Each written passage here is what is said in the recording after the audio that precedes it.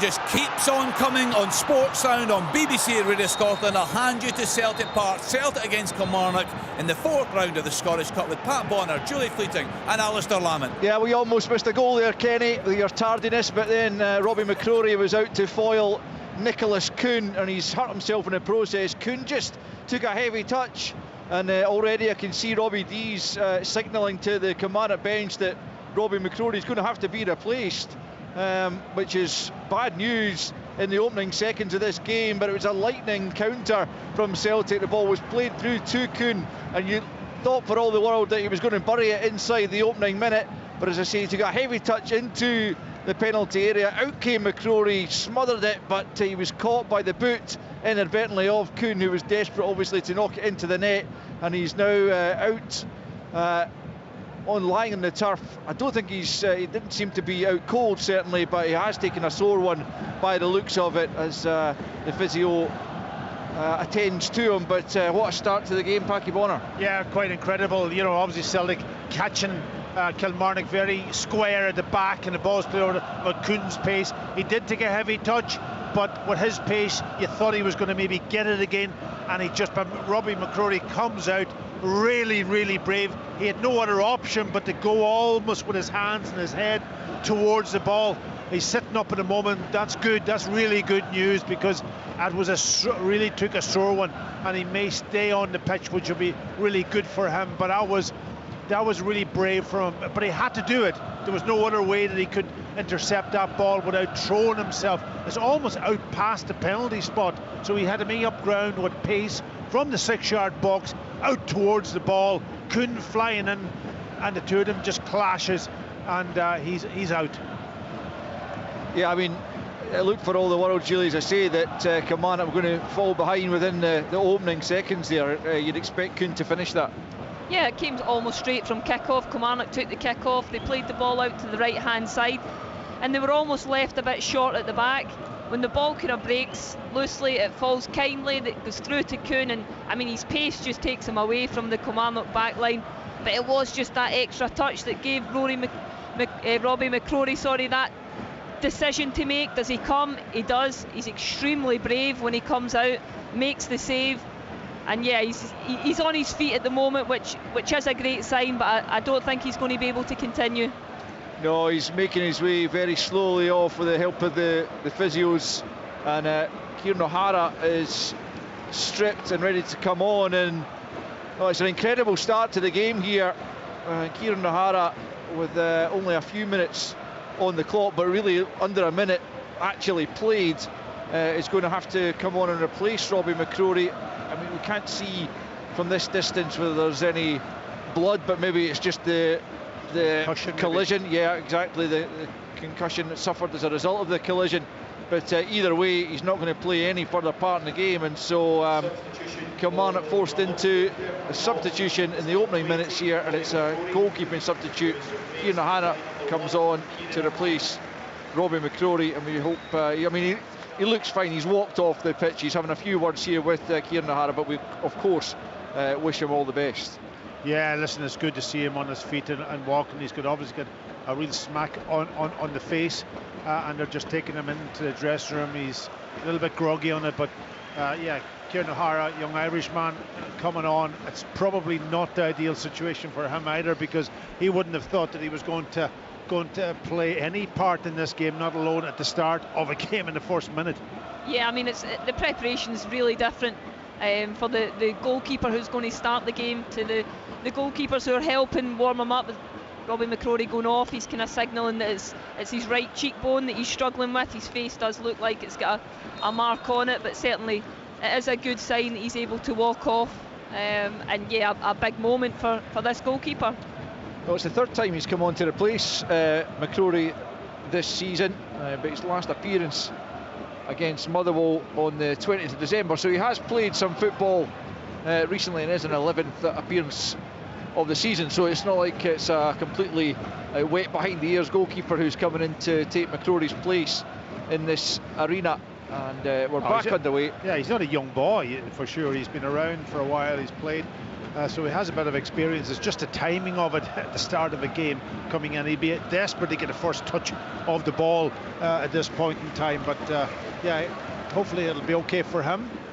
But more importantly, the other goalkeeper, Robbie McCrory, will be fine after that challenge. Yeah, just saw a close-up on Martin Dowden's laptop here, and it was certainly swelling around his, as Julie says, right cheekbone, right eye, and already the bruising showing. So Kilmarnock made the change. Celtic in possession. We've got 5 minutes on the clock, but really the football is only just getting underway. But Celtic could and perhaps should have been ahead. Nicholas Kuhn back in the starting lineup, having come on against Dundee, and to some good effect actually, as Engels plays a poor pass. Fraser Murray has got the better of Alistair Johnson, and then Carter Vickers clashes with Murray about 25 yards from goal, and that looked like potentially a sore one as well, and it's clumsy from Celtic at the back. Yeah, and Abba stepped out from his centre-back position and put pressure on and did really well, won the ball, and then Celtic were all over the place defensively, and Kilmarnock now have got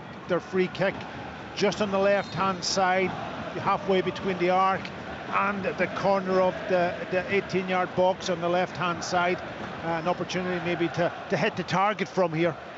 Yeah, you'll be looking to hit the target from this type of range, see if you can work the goalkeeper, follow it in, possible scraps on the end of it as well. Fraser Murray is the man over it, yet to score this season. Corey Ndaba's there as well, but it does look to favour the right foot of Fraser Murray, as Kasper Schmeichel lines up a three-man wall, with putting Austin Trusty, the tallest of the three, at the end of it, and Nicholas Kuhn and Alistair Johnson also part of that wall. Fraser Murray then lining up about 25 yards from goal. Up he steps. Murray tries to curl it off the crossbar and headed away. Eventually a couple of headers in there from the Celtic defenders, and here comes Kuhn at the other end, trying to latch onto it. Maida's up with him. Backpedaling goes Lewis Mayo. It's Maida with a chance, saved by Kieran O'Hara. Kyogo tries to get on the scraps. O'Hara keeps it in on the rebound. Wow, what a start to this game. That's incredible. And the free kick was an excellent free kick. Obviously the goalkeeper, Kasper Schmeichel, says three in the wall from that angle.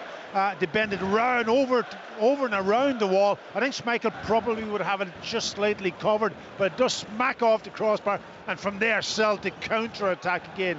Kuhn's pace, and eventually he passes to Maeda, who's on his left-hand side. Maeda, I thought, should have done much better. Almost hits it straight at Kieran O'Hara, who comes up with a big save, but Celtic catching him again on the counter-attack. Yeah, I said before the game that the transition moment's going to be key in this game, and it's Kilmarnock. They get caught out. They get caught out in attack. A great free kick from Fraser Murray, but they have to be careful. Yeah, not from Celtics, or from was it more transition. Here they are on the Maida into the 6-yard box, right across the goal, and no Celtic player can get onto it, and Kuhn can't keep it in either. And it's been a good start from Celtic, but they equally could have found themselves behind. But Fraser Murray's free kick just inches too high, although, as Packy says, Kasper Schmeichel might well have got there had it just been that little bit lower. But incredible start. Celtic twice on the counter, should probably have been ahead, but a good and important save, as you were saying, Packy, for Kieran O'Hara to get a touch in the ball early doors, and it made a good save. Yeah, it did. Listen, he stood up, which was important, and he got his hands to it, just patted it away. I thought Maeda could have hit it low across him to extend him a little bit more, but he didn't, and he'd be delighted to get that save in. Celtic have it middle of the park, left hand side, comes off Kilmarnock playing out for a throw in to Celtic, pretty much on the halfway line, to be taken by Greg Taylor. And well, it's been a lively start to proceedings in this Scottish Cup fourth round tie. If Kenny had given me a little bit more time pre-match, I was going to tell you this is the first Scottish Cup meeting between the two sides in 15 years, when a Robbie Keane hat-trick won the day on that occasion, and Killie have won just once on Scottish Cup business at Celtic Park. A 2-1 win back just before Packy was born, March 1938. There you go. It was before you were born, wasn't it? Yes, I'm afraid it was. Here's Callum McGregor bursting forward up towards the edge of the penalty area, tries to scoop it through, comes back to Hatate, who hits it, but a comfortable save, didn't really get a hold of it. Hatate from 22 yards, and O'Hara keeps it out. 10 minutes on the clock here, 0-0, but a lively 0-0 so far, Julie. Yeah, very lively, and I think Kuhn's pace is something that Kilmarnock are going to need to keep an eye on. Just watching Watkins is dropping in and trying to sit on Callum McGregor to just avoid him being able to play those passes and dictate play. He got a moment there, Callum McGregor, where he did manage to get forward and kind of shown just how dangerous he can be when he steps into that kind of attacking position. Yeah, the team I gave pre-match had a 3 at the back for Kilmarnock. Yeah. That was what I was given, but Corey Ndaba's very much in the back 4 pack. He's not in the midfield, as he has played a number of times this season, but it is a back 4 for Killie. Yeah, it is a back 4, and Dees is playing left back, and Daba's playing centre on the left hand side. Here's McGregor, 30 yards out, goes for goal! Goal from Callum McGregor! It's another long range special from the captain, low into the bottom corner. O'Hara couldn't get down quickly enough, and 12 minutes in, Celtic 1, Kilmarnock 0. Yeah, and that, you were talking about the back 4. Listen, McGregor tried just a couple of minutes before that, when he can almost drove through that space in midfield, and he ended up passing the ball. This time he had no doubt in his mind that the space was there for him to exploit, and he drove straight through the heart of the midfield of Kilmarnock and unleashed one from about 23, 24 yards out, to the left of Kieran O'Hara's, who couldn't really get to it. Good pace and accuracy in the corner to put Celtic 1-0 up. And that's the other. They've gone to a back 4, Kilmarnock. They've gone to one sort of almost holding player. That's either Liam Donnelly or Liam Polward is doing that role, depending on who's sitting there. And the rest then are trying to push on to Celtic. And the spaces either side of that whole midfield player, that's where Celtic are exploiting at the moment. That's exactly what you were talking about, Julie. That Callum McGregor burst forward, and he did it to incredible effect there. Yeah, he does it so well. He just steps on, and I think for me, Kilmarnock don't get out and put enough pressure on the ball. He's allowed to take that shot, and he's just so dangerous from that area.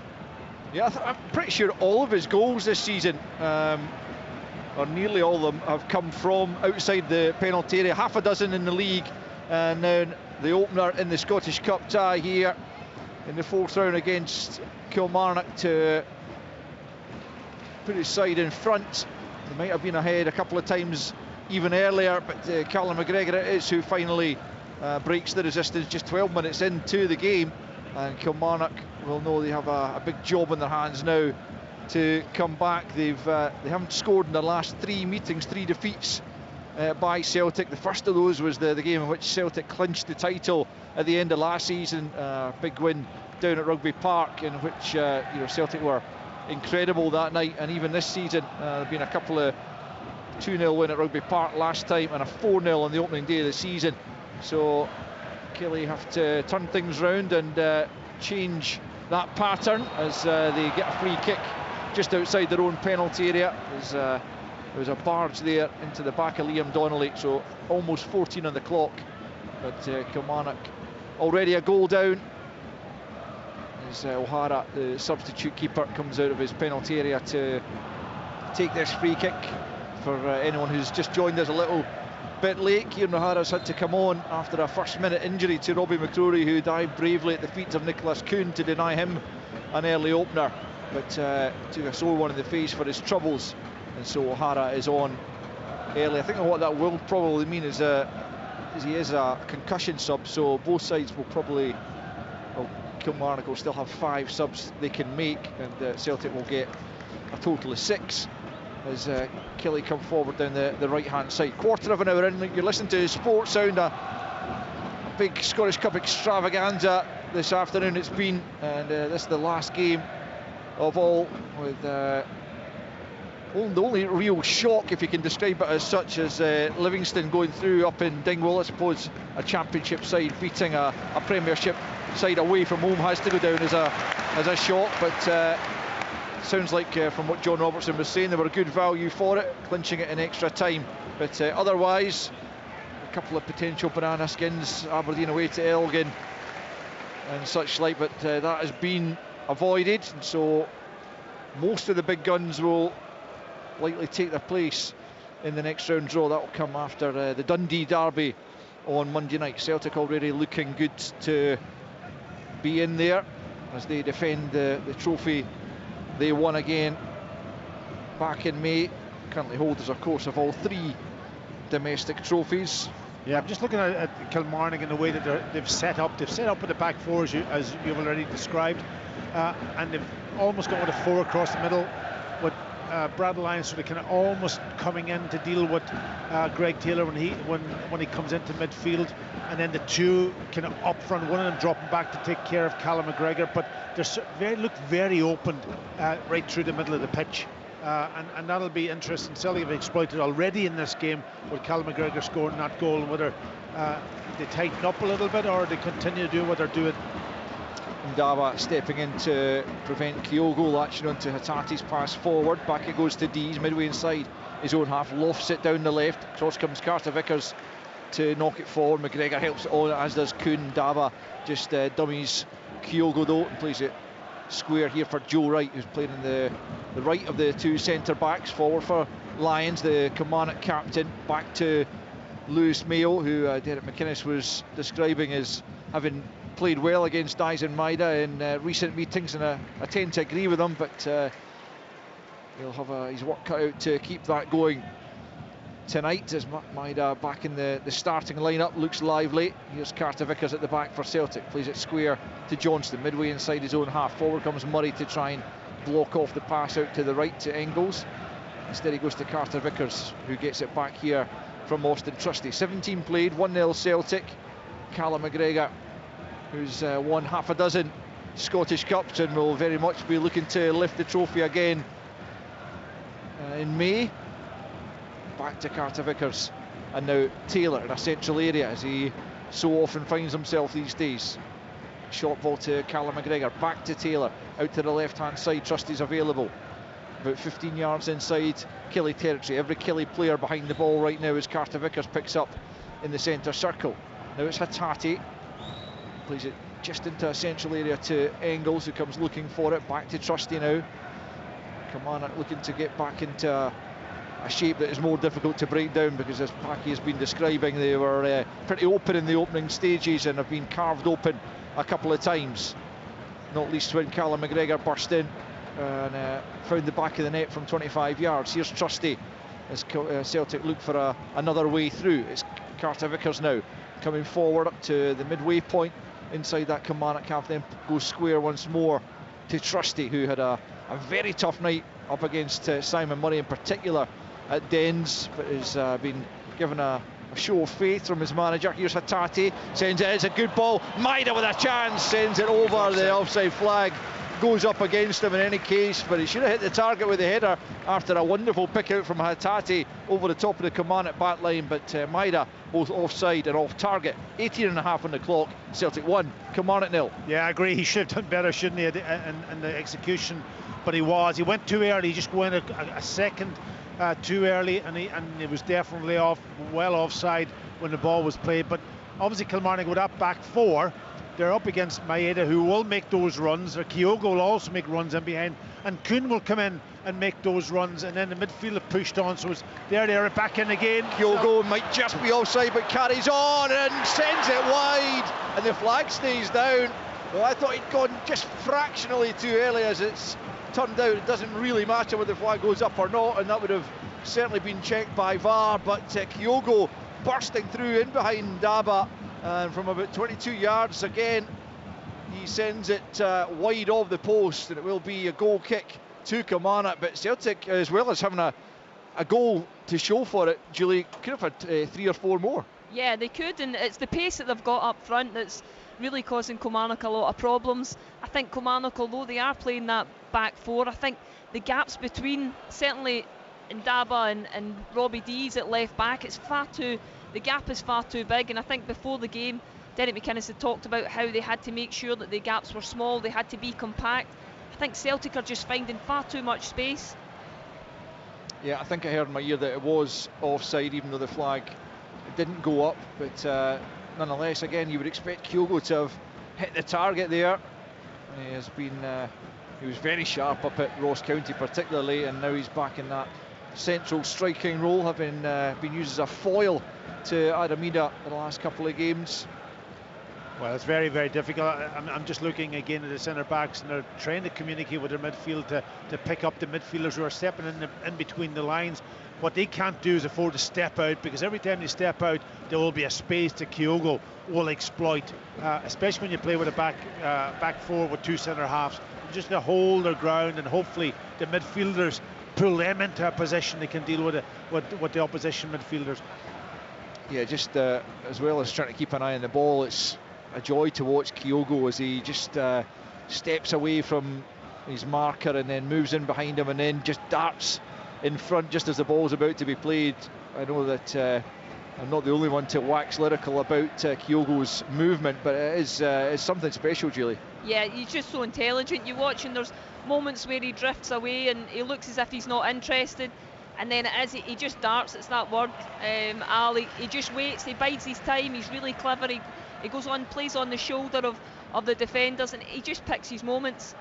Out for a goal kick to Kilmarnock. Just on Kyogo, Paki, there has been a bit of chat about interest from him from elsewhere, and I kind of feel like he would be a massive loss, don't you? Yeah, well, listen, Johnny Kenny has come on the scene. We did mention that he's not on the bench today before the game because of the rule. There's only 8 subs, but they definitely would love to see if they can get a third striker in, because any big bid that comes in, Celtic will definitely be looking at to see can they exploit those players, that group of players that they have out there, and Kyogo is one of them, and that be interesting to see. But the European competition coming up again midweek, so they need all of their best players here. You're right from that point of view, Al.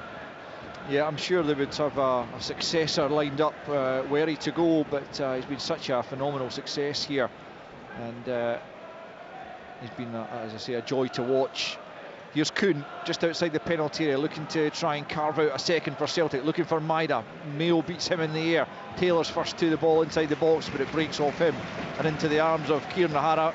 Midway through the first half, Celtic leading by a goal to nil, but they've passed up other opportunities, and at the other end, Fraser Murray struck the crossbar with a free kick. So it's been an entertaining opening period so far, as Ndaba plays it short to Murray, left hand side, still well inside his own half, closed down by Kuhn, and then back to Ndaba it goes, and then back to O'Hara. O'Hara then out to the right hand side, looking for his captain Lyons. Lyons quickly closed down with his back to goal by Taylor, plays it off Taylor, former Killie man of course, who is another one who potentially heading for the exit door at Celtic, either this month or perhaps more likely in the summer. Is he not able to agree an extended contract as it runs out in the summer? Here's Murray on the halfway line. There's another one who's been a terrific servant to Celtic, plenty of success, as Watkins lays it into the path of Dees. Back for Watkins, who's done well to get through a couple of challenges, and Wales helps it on to Polworth, out to the right hand side, better from Kelly. Now it's Lyons sends it. It's a good ball, but Carter Vickers there before Watkins. Wales can't keep it alive, but then Polworth goes down looking for a penalty. The referee's not interested. Not sure how much contact there was as he came in on the blind side there of Hatate, and the challenge went in, and Polworth perhaps anticipating contact more than actually receiving it, goes down when he could definitely have latched onto the ball. Yeah, absolutely. He was going to get on the end of it. I think he's gone down because he's felt that contact, but for me it was players coming together. He's actually gone in a bit too quick and too early. If he had to just delay for a second, just as maybe Hatate is going to use his foot, he's always gone in as Hatate was going to maybe head it before. He may have got something more out of it. It was a good move from Kilmarnock, and Polworth going down in the penalty area in the end. It will be checked, or it will be being checked by Stephen McLean, the VAR, as Nick Walsh certainly wasn't interested on the park, and it did look to me from fair old distance, it has to be said, that Polworth went down too easily. But you'll get a chance to look at all those types of incidents and a jam-packed sports scene on your television this evening. It's always a favourite of fans and pundits, and so on. The 4th round of the Scottish Cup. Here's Taylor into the penalty area as well, watched by Wright. Taylor goes down trying to get onto the loose ball on the left hand side of the box. Kilmarnock work it clear, and then it's picked up by Donnelly, slides it forward down the right hand side, looking for Watkins, who's out-muscled on that occasion by Trusty. Yeah, just there's a little spell there that Kilmarnock was starting to come into the game.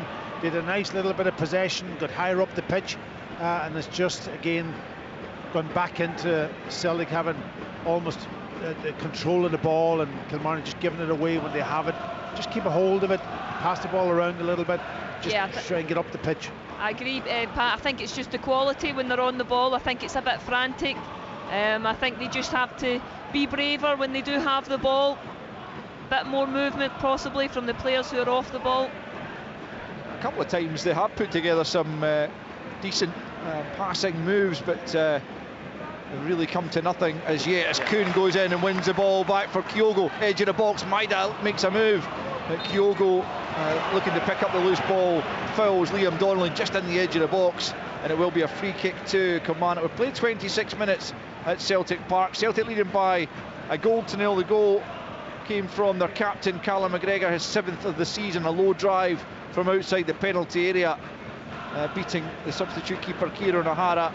Other chances for Celtic have come and gone, but still just 1-0. Kilmarnock still in the game, but Celtic, as they so often do, Packy, dominating possession and dominating the attacking play. Yeah, you would expect it here at Celtic Park that they will dominate possession, but you know, as long as you stay in the game, 1-0 isn't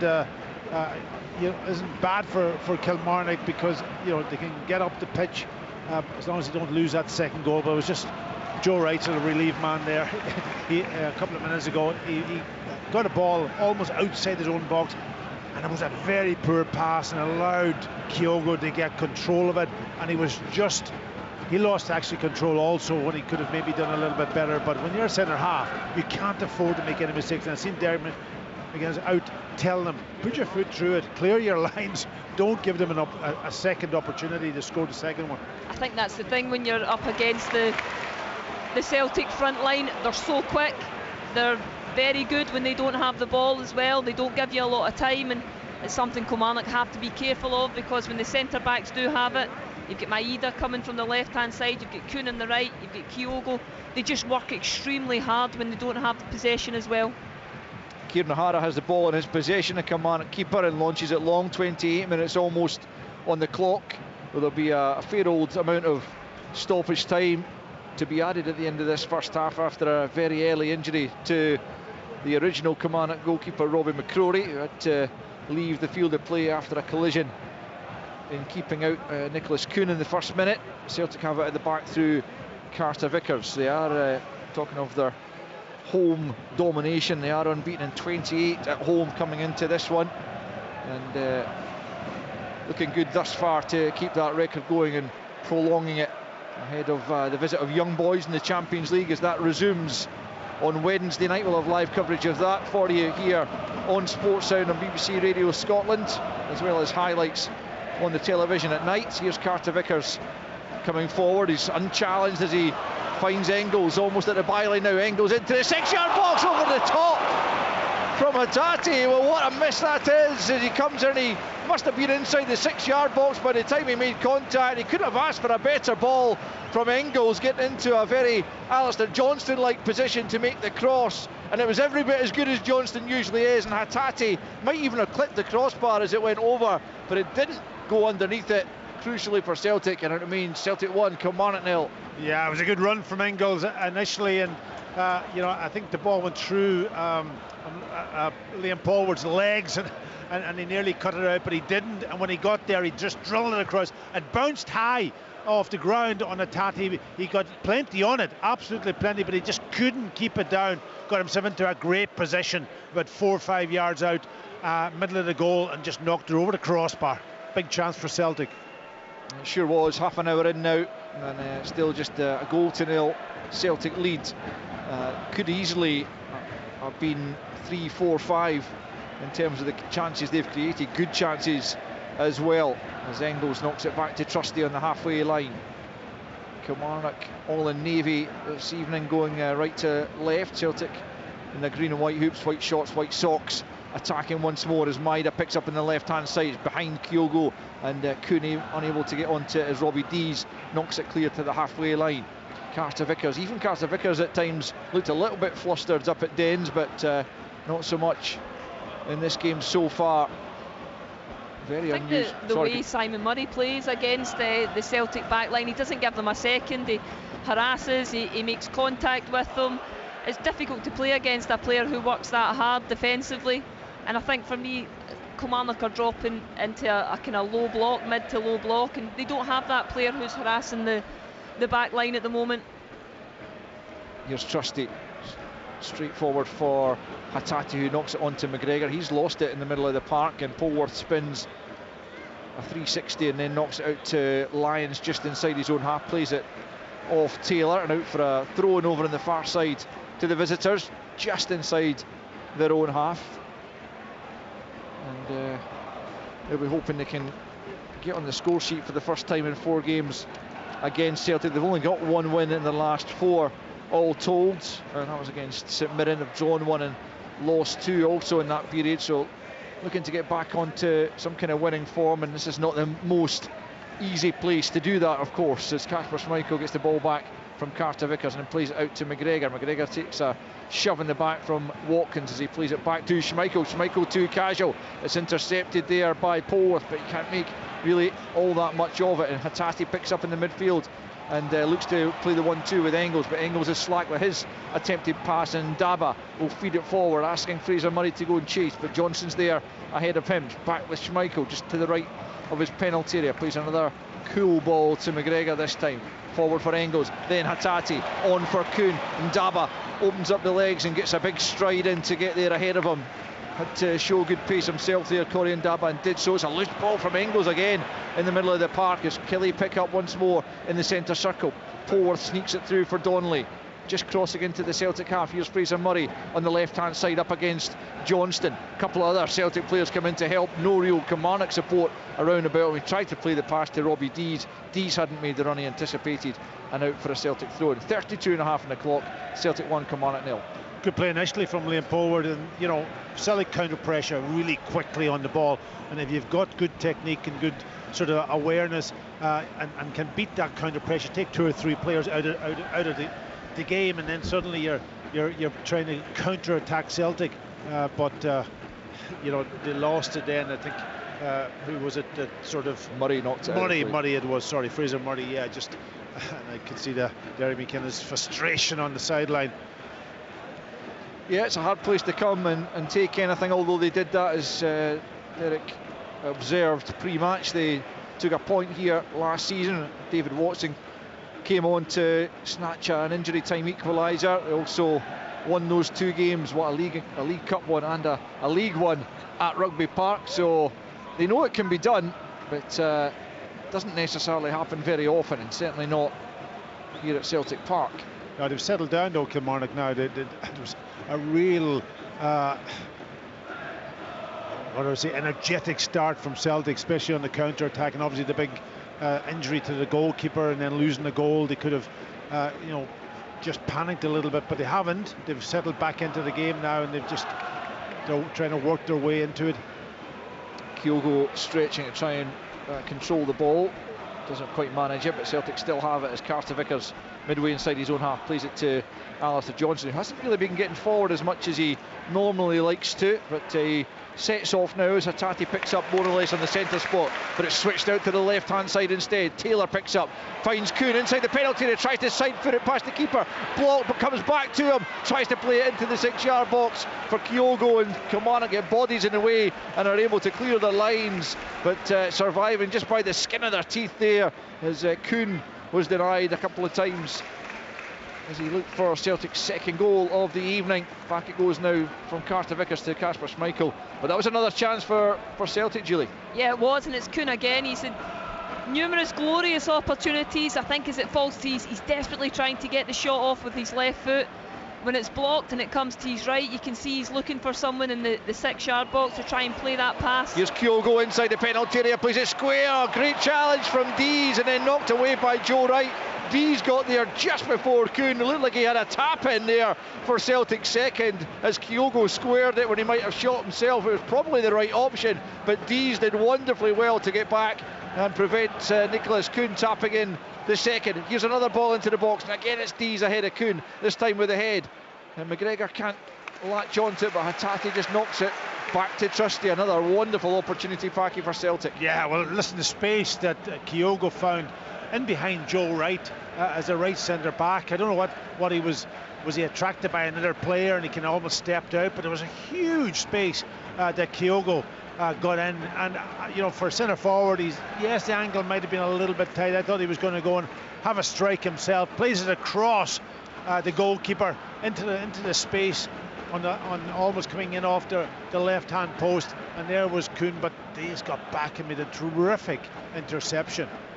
Yeah, he really did. 9 minutes of the opening 45 to play, but we've also got considerable stoppage time, probably 4 minutes or thereabouts, after an early injury to Robbie McCrory, the Killie keeper, which forced him off inside the first 2 or 3 minutes. Carter Vickers has it, with Celtic leading by a goal to nil. Callum McGregor the scorer. Here's Maida, left hand side, up towards the edge of the penalty area. Lyons trying to get back with him. Maida hits the byline. Lyons makes the challenge. Celtic corner out on that far side, the Celtic left.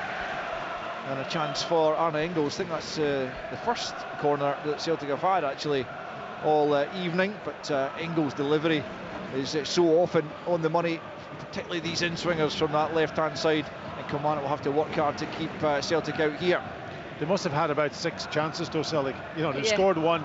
They've had unbelievable chances to put this game to bed, and they haven't done it. Here's Engels then, left hand side, the right-footed in-swinger incoming. The young Belgian standing over it. Whips it in near post, it's off the head of Ndaba. Comes to Hatate, tried the side foot volley and knocked it 2 or 3 yards over the top. It's a poor execution again from Hatate. It was a really good opportunity once more from the edge of the box, but high over the crossbar, and it remains with Brad Lyons down, perhaps needing a bit of treatment here. Celtic 1, Kilmarnock 0, 37 minutes played. It was a decent corner, it had a lot of pace on it, it was whipped in. Ndaba does extremely well to get that first contact, that first head, and it's Hatate's about a yard inside the 18-yard box, and a strange one for me that he goes with his side foot. I thought he would just put his laces through it. Could have taken it down also, Julie. You know, he had plenty of so time, much space, nobody picking him up. You know, everybody attracted to the ball. Brad Lyons getting some treatment here from the Kilmarnock physios, who've already been busy with Robbie McCrory, and certainly Kilmarnock will hope that their captain doesn't have to come off as well, as Kyogo waits patiently around the penalty spot for Brad Lyons to get back to his feet. He'll have to go off at least temporarily after this treatment. Kilmarnock will certainly hope it's only temporarily. Not sure if it was just a collision inside the penalty area at that corner. Yeah, I think it was. Yeah, I think it was when he went into tackle with Maeda for the corner when it went out for the corner. Before possibly. Yeah.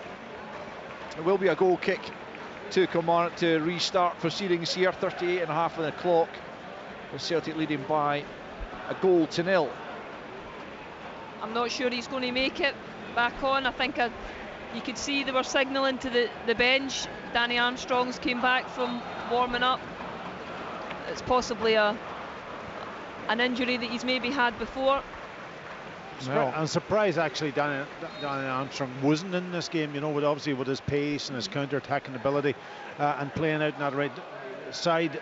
You know, Brad Lyons is more a midfielder, isn't he, than an outside right.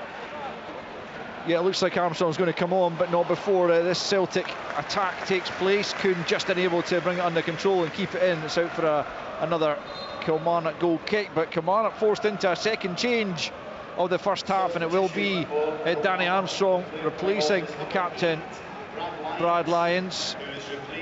And you know what, it's obviously not ideal for Kilmarnock to have another player injured, but in terms of the clientele that's coming on, I think Kilmarnock are missing someone that's going to run with the ball. I think they need that. They need a bit of pace in that wide area. It has been missing, certainly on the right hand side, and I think if they can get the ball to Danny Armstrong, want him to carry it up the pitch and see if they can maybe get into Celtic's half. Yeah, the goal kick taken. Derek McInnes not happy that challenge by Maida on that far side wasn't penalised. The challenge by Callum McGregor just there has been penalised more or less on the halfway line, and Kelly will get a free kick and a chance to get up the park, which they haven't been able to do all that often in this first period, trailing by a goal to nil with 5 left plus stoppage time in this first period. Listen to Sports Sound on BBC Radio Scotland. Scottish Cup weekend as Armstrong's first act is to clip the free kick forward, but easily dealt with by McGregor on the edge of his own penalty area, and then he plays it back to Trusty. Trusty plays it square to Carter Vickers, and then Johnston out on this right hand side about 15-20 yards inside his own half, just knocks it back to Carter Vickers once more. Kilmarnock are playing with 2 strikers in Watkins and Wales, but they haven't really been able to get Kilmarnock up the park all that often. A good challenge out there by Mayo on Maida. I think a lot of the problem, Al, the fact they are playing with 2 strikers, but both of them are dropping so deep. They're really worried about Callum McGregor in that deep midfield position, and they're dropping so deep that they're not having that impact when they're going forward. Hatate just unable to bring the ball under control in midfield, and that means Polworth's able to pick up and knock it back to Ndaba midway inside his own half. Plays it out to the left to Dees, who's closed down by Kuhn. Dees plays it low forward looking for Wales, but sliding challenge from Engels comes in and knocks it out of play on this near side. The Killy left for a throw in midway inside their own half. An instruction here from Derek McInnes for Robbie Dees just before he takes the throw in. He'll be able to get a few more messages on to his team at half time, but that's still just over 3 minutes plus stoppage time away as Dees takes the long throw in down the left hand side up towards Watkins, trying to hold off Carter Vickers, who gets it on to Kuhn, but Celtic can't keep it. Engels though pokes it against Polworth, and then it's Watkins for Armstrong. Armstrong could have had that under control, but didn't realise Maida was creeping in behind him, and Maida makes a good interception and gets it to Taylor, who's only just able to keep a hold of it and play it to Carter Vickers. Yeah, it was just a pace, isn't it, of Maeda closing them down. Armstrong just freshly on the pitch, just needs to get himself into the game a wee bit quicker. Yeah, up to the speed of the game, isn't it? As Engels is challenged there by Ndaba. Keeps a hold of the ball, looking for options. Here's Carter Vickers now. Gets it to Johnson, still midway inside his own half. Back to Carter Vickers and all the way back to Kasper Schmeichel. 2.5 minutes left of the opening 45. Celtic 1, Kilmarnock 0 in this last of the Saturday Scottish Cup ties. Yeah, just looking at Kilmarnock there, they almost go man for man, and Ndaba going right into midfield to put pressure on Engels and leaving it 3v3 at the back. And that's when Celtic need probably be able to play that ball long, higher up to those 3 players, and try and get exploit the space higher up the pitch when teams like that go man for man and press against them. Yeah, well, they know if they get the ball over the top, they've got runners who can get in behind, but they've coughed up possession deep in their own half, and it's Fraser Murray now attacking into the penalty area. In comes Danny Armstrong, and it's sent just wide. Did it take a deflection on its way through? Not according to Nick Walsh. Kilmarnock are furious. I thought it did take a little nick as Danny Armstrong came in there. Kasper Schmeichel dived away to his left hand side as it went round the post, and it remains Celtic 1, Kilmarnock 0. Yeah, it definitely did take a deflection, but it's just whether Danny Armstrong got the final touch on it. But just when Celtic are starting to build up, Ndaba, he's remaining in that central midfield role, just stepping on to Engels and leaving that really vulnerable 3-on-3 at the back. All the way back to Schmeichel once more. It's on the edge of his penalty area. Plays it short to Trusty. Packy, you're pointing. I'm just looking. It's obviously 3v3 at the back for Kilmarnock up against Kuhn, Kyogo and Maida, but somebody has got to show for Schmeichel. It's just a ball, and you know, you've got to almost become the target man and exploit the space, but they're almost standing not wanting the ball, and then Michael just goes and smacks it high up into the air, and Joe Wright goes and wins the ball, and then ends up Kilmarnock getting the free kick to put pressure on them in the last couple of minutes of this game. Yeah, and Ndaba doing well there. He was fouled by Engels in the end. We're into the final minute of the opening 45. The fourth official standing with the board to show us, I reckon it's probably going to be 4 or 5 minutes at the end of this first period. And Kelly with a free kick midway inside the Celtic half, left of centre. Murray and Armstrong both over it as they try and curl it into the penalty area here, and as they search for an equaliser in first half stoppage time. It's Armstrong with the left foot who swings it in. Trusty with a good header away out of the penalty area, out to the right hand side, where Wales just allows it to bounce. 6 minutes actually of stoppage time, which we're just moving into right now. Again, I'm looking at Derek McInnes down here. He was so frustrated there that I'm not sure who it was. I think it was Bobby Wales that allowed that ball to run out, and said he could have got on it and put the ball back into an area when all the players were high up the pitch from that free kick. Yeah, maybe thought the long throw would be a worthy weapon as it's into the Celtic penalty area. Well headed away again by Trusty, laid back by Donnelly, looking for Ndabe, sold him short, and he was heavily challenged there by Kuhn. He goes down, but Kilmarnock still have it. Left hand side, it's Murray looking to get the better of Johnson. Good ball in. Oh, that came off an arm, but it's got into the back of the net. Do Kilmarnock have an equaliser? It looked like a handball, but it's been squeezed in. Now Nick Walsh is pointing. It's unclear what he's given here. The ball did end up in the back of the net.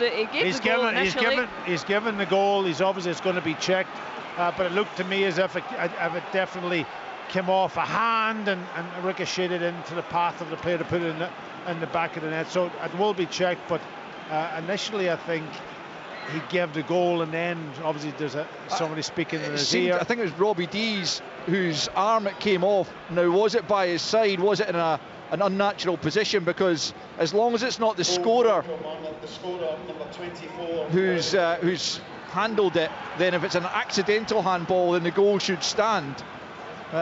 Bobby Wales is the man who put it into the net eventually. VAR are checking it, as you would expect them to do. It did. I mean, I don't think we're in any doubt it came off Robbie Dees' arm. It's now a question of whether it was deliberate. Yeah, but it was quite clear as the ball comes across from Fraser Murray out in this left-hand side that it has struck his arm, but it's very difficult to tell, certainly from this distance, whether his arm was out from his body. Kasper Schmeichel's certain it's going to be chopped off, that goal, and he's got the ball at his feet ready to take the free kick. Yeah, it's a big decision right on half time. That's a couple of times Murray's done really well with his balls into the box, isn't it? Oh, what I like about him is he picks the ball up and he goes and takes Johnson on and puts the ball back in. Goal's given. Goal. The Kilmarnock fans away to our right celebrate an equaliser in stoppage time in the first half. And the decision is obviously that the handball by Robbie Dees was not a deliberate one and therefore not punishable. And Bobby Wales has an equaliser at Celtic Park. What a moment for the young Kilmarnock man as he drags his side level. They've been on the back foot throughout this first period, but they've got themselves level in first half stoppage time. Celtic 1, Kilmarnock 1. We talked about the positioning of the Kilmarnock players, and they were playing 3-on-3 at the back, and they've got their reward for being brave and stepping forward. And Daba stepping into the midfield pushes the other players further forward. And we talked about Fraser Murray. He's been dangerous when he's really direct, gets the ball at his feet, and they've needed that Kilmarnock because prior to that you were almost thinking get in at 1-0 down. As long as Celtic don't score another goal, then you've got an opportunity, and they've gone the other way and they've got themselves right back into this tie. Yeah, good cup game. Certainly is. One apiece. So Celtic have it at the back. Playing it from McGregor to Trusty. Yeah, you were saying about Fraser Murray just getting the ball up and being really direct. And all he's got to do is drop a shoulder, go by Johnson and whip it in there. He's done that 2 or 3 times in this game so far. Very effective. And then if you get players into the box, anything can happen, as we've seen. Celtic have it then, looking to get their noses back in front before the interval. It's a terrible cross from the former Killie man, Greg Taylor, straight behind for a goal kick to Killie. And well, it's a great moment. It's never a bad moment, of course, to get an equaliser, but first half stoppage time, Julie, will feel great for Derek McInnes and his players. Yeah, I mean, what a difference to go in. They haven't been great in terms of their defensive play. We've had numerous opportunities to Celtic, but just in the last 5-10 minutes or so, Kilmarnock have really came into the game. Fraser Murray, we just spoke about, he can go on the inside. That time he went on the outside, very direct, get the ball across with his left foot, and the minute you do put the ball into the box, there can be that moment of panic, and certainly we believe it struck Robbie Dees' arm, but it was obviously in close to his body, and the goal stood, Bobby Wales will be delighted to be on the score sheet. Absolutely, third goal of the season for the young man, and still just 19 years of age, perhaps getting more opportunities, especially with the injuries to the likes of Kyle Vassell. But popping up with the biggest goal of his career so far, you would have to say. Celtic have a throw-in over on the far side. Taylor takes it down the left for Hatate, but Mayo steps in and finds the goal scorer Wales over on the right flank. It's out for a throw-in too. Kelly, as the challenge comes in, and Derek McInnes will be delighted. The first goal in 4 games against Celtic, but gives them a real chance going into the second half of this cup tie, and looking to end a long wait for a victory here. Not since 2012 have Kilmarnock come to Celtic Park and won. One apiece it stands. We're in the 6th minute of injury time here. Probably be even more than those 6 minutes added on after the delay as VAR checked the Kilmarnock equaliser. Johnston now out to the right hand side to Engels, crossing the halfway line, back into McGregor, just inside his own half, forward for Hatate. Celtic will be ruining several first half missed opportunities. Out to Maida, it goes on the left hand side, challenged initially by Mayo, and then Armstrong, who swipes it and can't keep it in play, and it's a Celtic throw-in, going back the way from Maida to Trusty, infield to Callum McGregor, 10 yards inside the Kilmarnock half. Trusty's available once more, and back infield to Callum McGregor. The Celtic fans want the ball to go forward. Back to McGregor from Taylor. The movement that typified the opening 20 odd minutes from the Celtic front three is rather fallen off, but they've got a chance here to create something as Maida on the left hand side picks up and then plays it back in field to Engels. Now Hatate midway inside the Kelly half, but his pass is cut out, and Watkins picks up. Back the way it goes, and now Polworth has it just inside his own half. Tried to play that forward for Murray. Johnston with a good interception as Nick Walsh brings a captivating first half to an end. It started in incredible fashion as Celtic broke through inside the opening minute as Kuhn looked to put his side in front. Out came Robbie McCrory after a heavy touch from Kuhn, and McCrory was able to smother at his feet. Kuhn just caught him with the boot completely accidentally, but it was a sore one for McCrory, and he was forced off as a result of that challenge and the injury.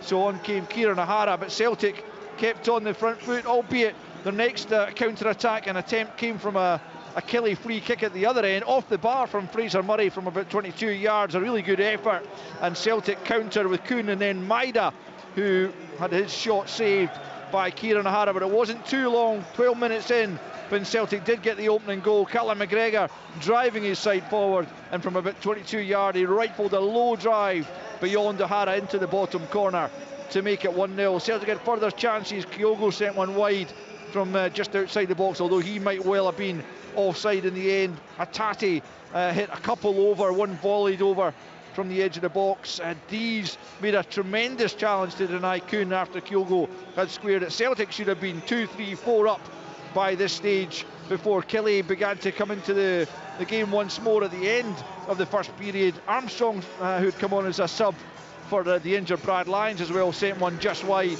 And then in stoppage time, Fraser Murray doing really well on the left hand side. Great ball into the box. It came off the arm, I think, of Robbie Dees into the path of Bobby Wales at the back post. He's slotted in despite the best efforts of Kasper Schmeichel. Celtic claimed for the handball. It was of course checked, but VAR have said there was nothing in there that prevented the goal from being given. So Bobby Wales had the equaliser just before the interval, and at half time it stands Celtic 1, Kilmarnock 1.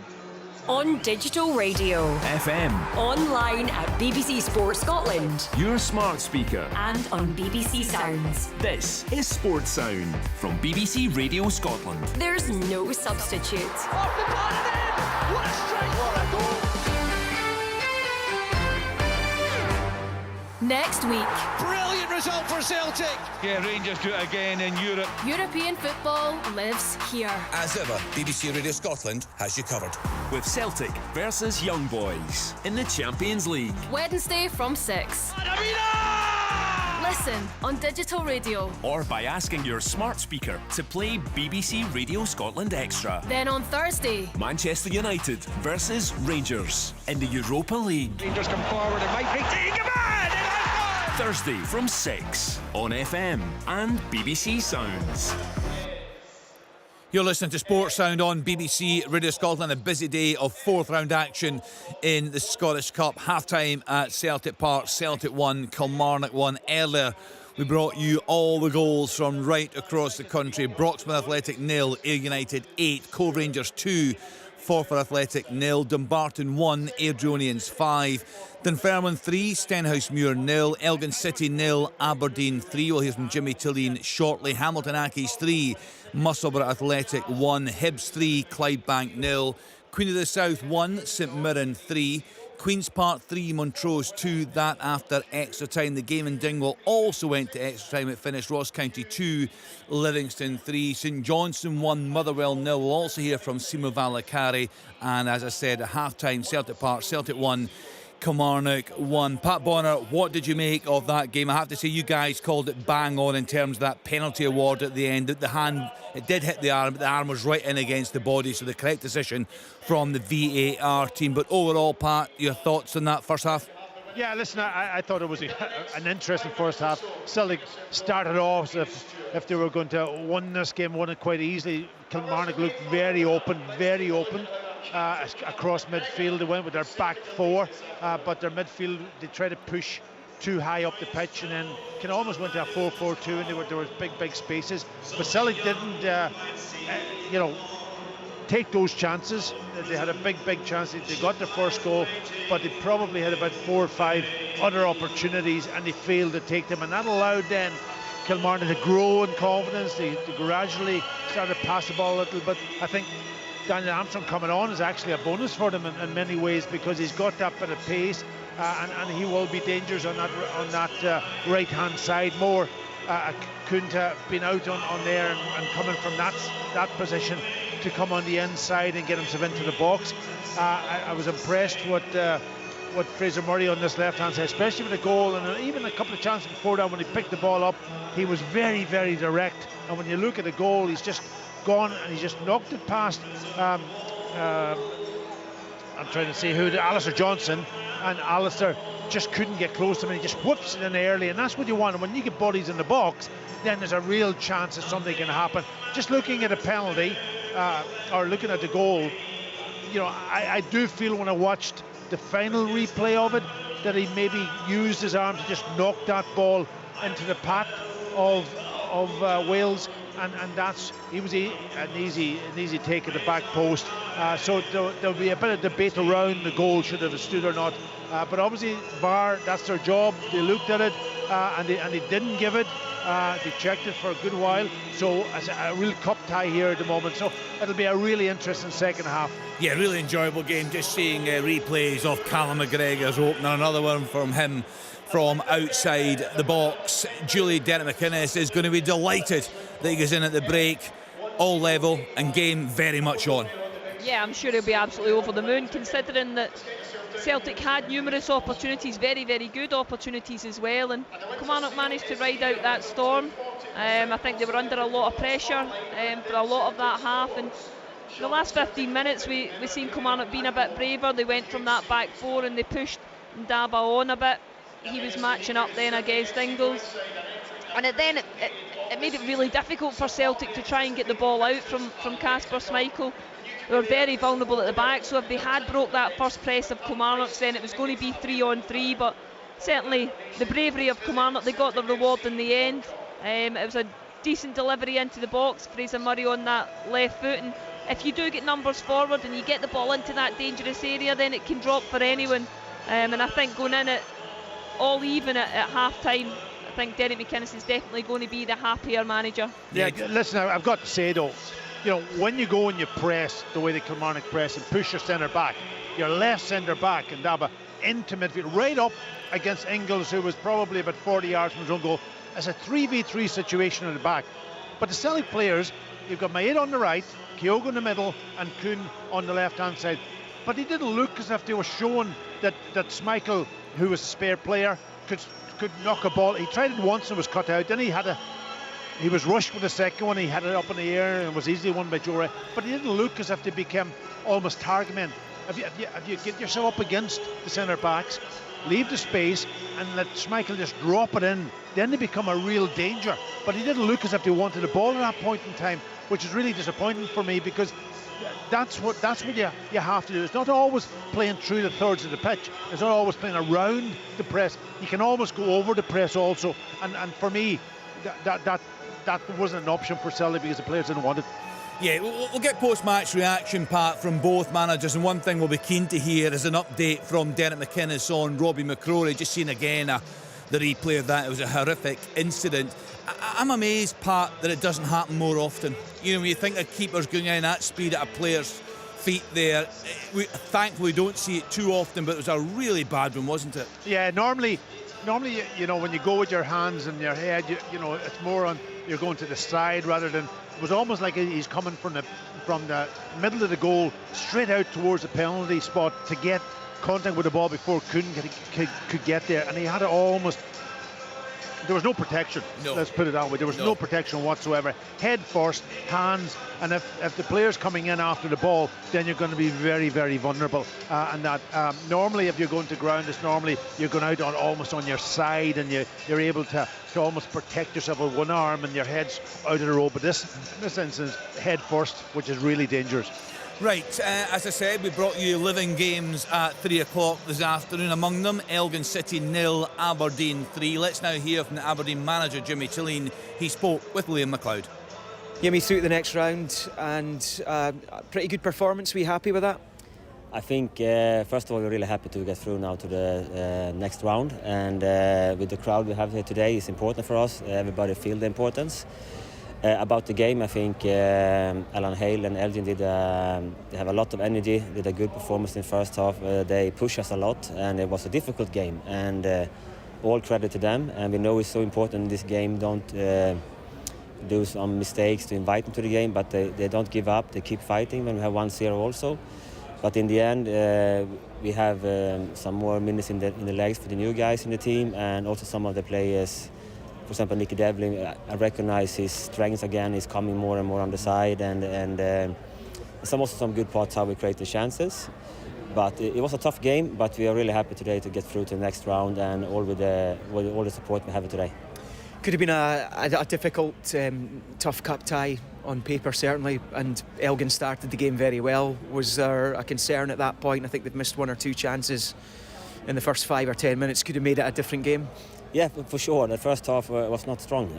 They were good. They were almost through, I think, 2 or 3 times from our back line, and we can't give away these chances in these kind of games, because then you get even more energy, because they're going to give everything. I know the cup, and even here in Sweden, is always difficult, and you have to be really concentrated and don't give away these chances. But they also deserve the chance, because they work really hard and it was strong. But in the end, I saw some good things from our team today also, and it was good to celebrate this. It was a long time we win a game, so it's good to get this feeling after the game with the fans.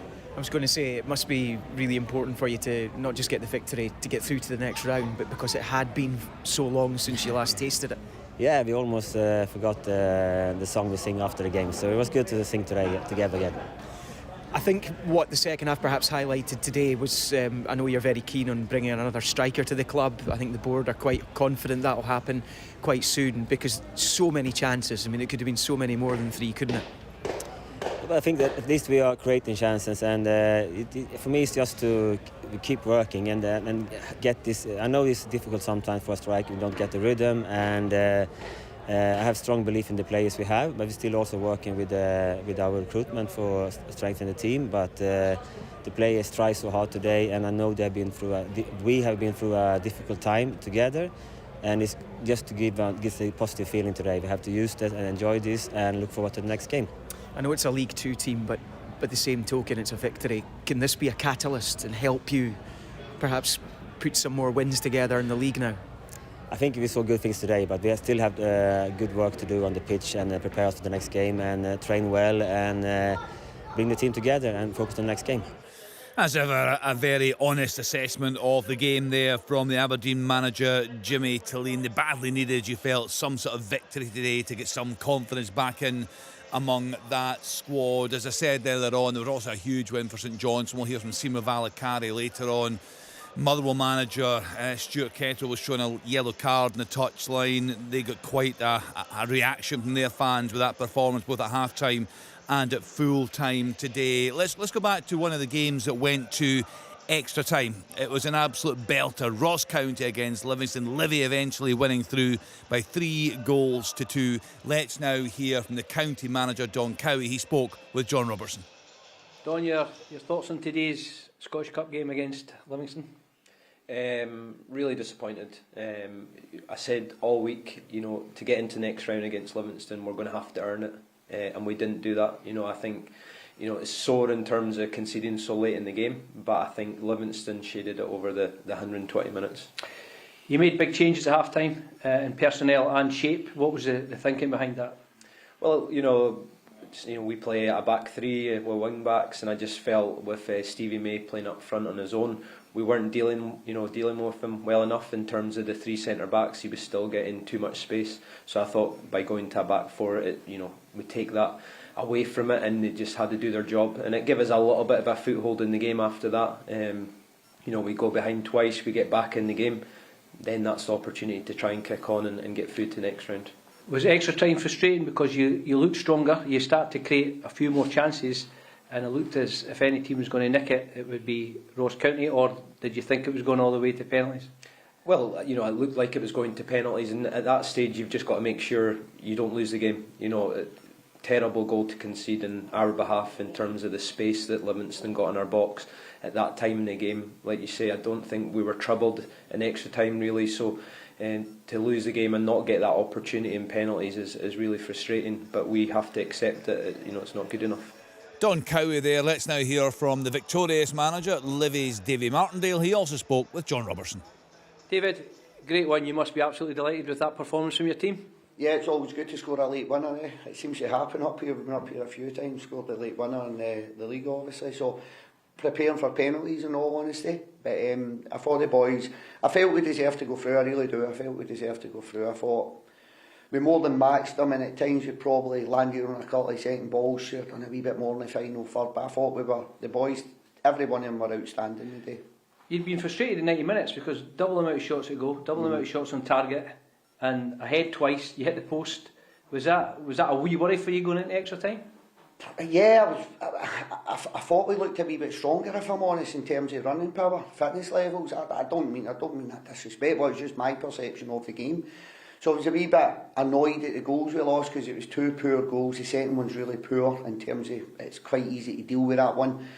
Going into extra time, I genuinely thought we'd have enough to win the game, but a good chance it was going to go to penalties because the game was pretty long, it's pretty direct, it's first contact, second contact, and the more the game went on, it came to that their defence were dropping deeper, we were dropping deeper. So, but I did think we had enough to go and win the game.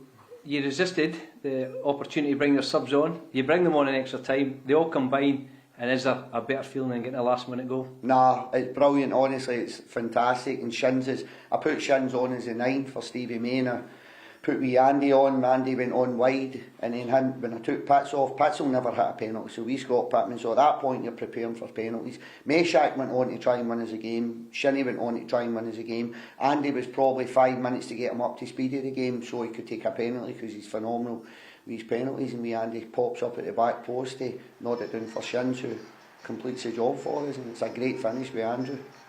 Davy Martindale there. It was a really good celebration from Andrew Shinnie. Just on that penalty award from the SFA, the ball hits the right arm tucked into the body and then to the scorer. In law, absolutely correct to award the goal. Wrong to disallow for this. Only if it hits the scorer's arm do you rule that goal out. So very much game on at Celtic Park. Let's get back to our team there in the fourth round of the Scottish Cup. Celtic against Kilmarnock. Pat Bonner, Julie Fleeting and Alistair Lamont.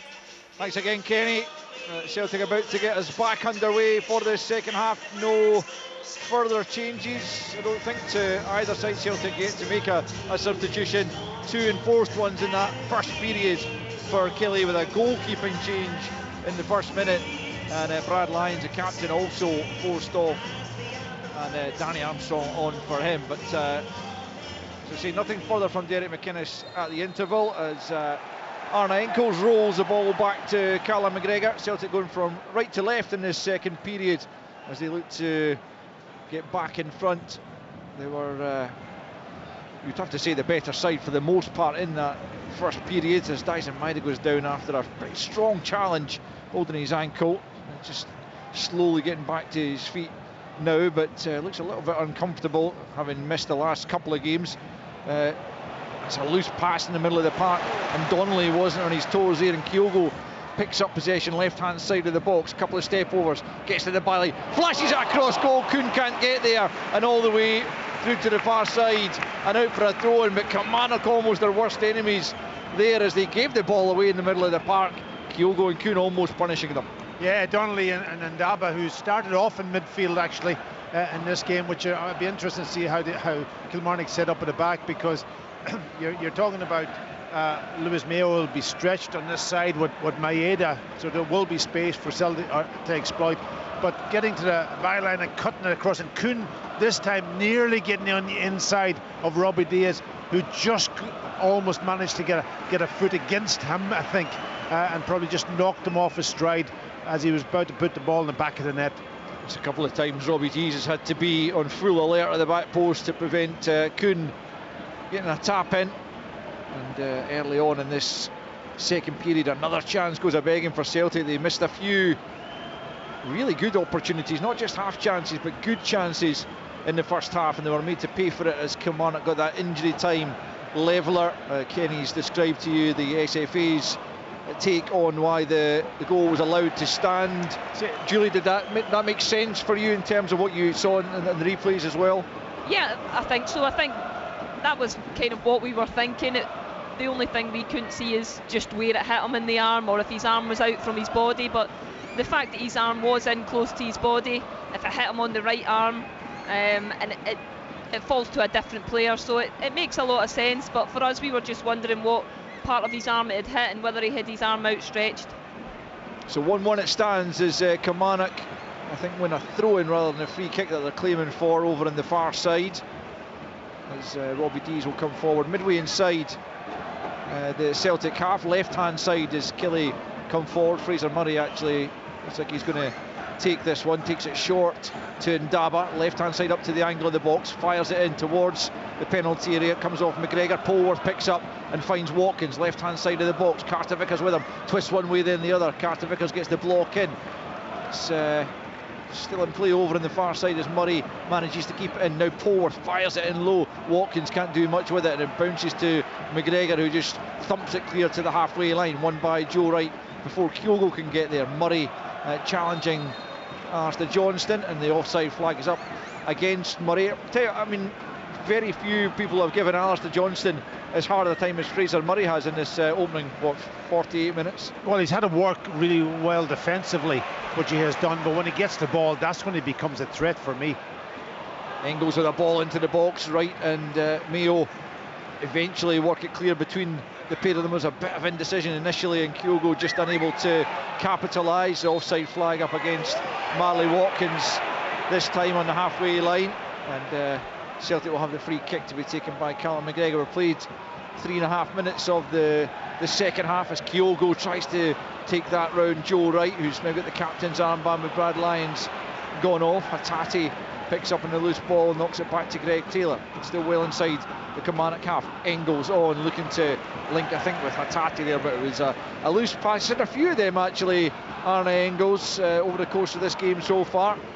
I think he's under a bit of pressure now, and Daba's not giving him a second. They're almost just matching up man for man with the back three and then the midfield three in the middle as well, with Liam Donnelly looks like he's kind of matched up against Hatati and trying to minimise the space that these Celtic players are going to have. Yeah, it's really interesting for me though. It's a back three that's spread right across the pitch. It's not as if they're tight and they're playing like three centre backs. They're playing with you know, Lewis Mayo out in the right hand side up against Maeda, and on the opposite side, I'm trying to say it's Robbie Dees up against Kuhn, and you're left almost Joe Wright up against. A right full back and a left full back, and one then centre only half. having that one centre back. Yep. Kelly taking a chance here as Ndaba twists one way and then the other away from Kyogo, and his ball forwards cut out by Kasper Schmeichel. Danny Armstrong had been planning a long throw-in before he was waved back the way by Nick Walsh, and in the end just went short to Ndaba, so it comes to nothing in the end. Celtic have possession. We've played 50 minutes at Celtic Park. Celtic 1, Kilmarnock 1. Here's Kuhn into the Killie half. Good sliding challenge from Dees, and then he's challenged by Ndaba as well as Kuhn, but the ball breaks kindly for Taylor. Back comes Watkins, but Taylor knocks it forward to McGregor. Killie really pressing Celtic a lot better now than they were earlier on, and it'll have to continue that way given the shape they have taken, because as soon as, Julie said it earlier on, as soon as they spring that initial press they could be in behind. But Killie have won it back once more, although the ball out from the back there by Lewis Mayo is too long, and all the way through to Kasper Schmeichel just at the edge of his box. That's the one thing I think they need to do better at. They've worked extremely hard to win that ball back, and it's almost aimlessly just hit behind.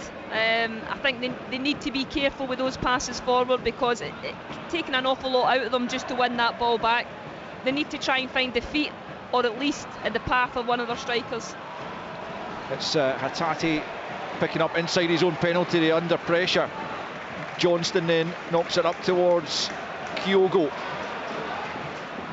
He gets the pass on to Maida. He was taken out of play by Joe Wright, but play allowed to continue with Maida in possession.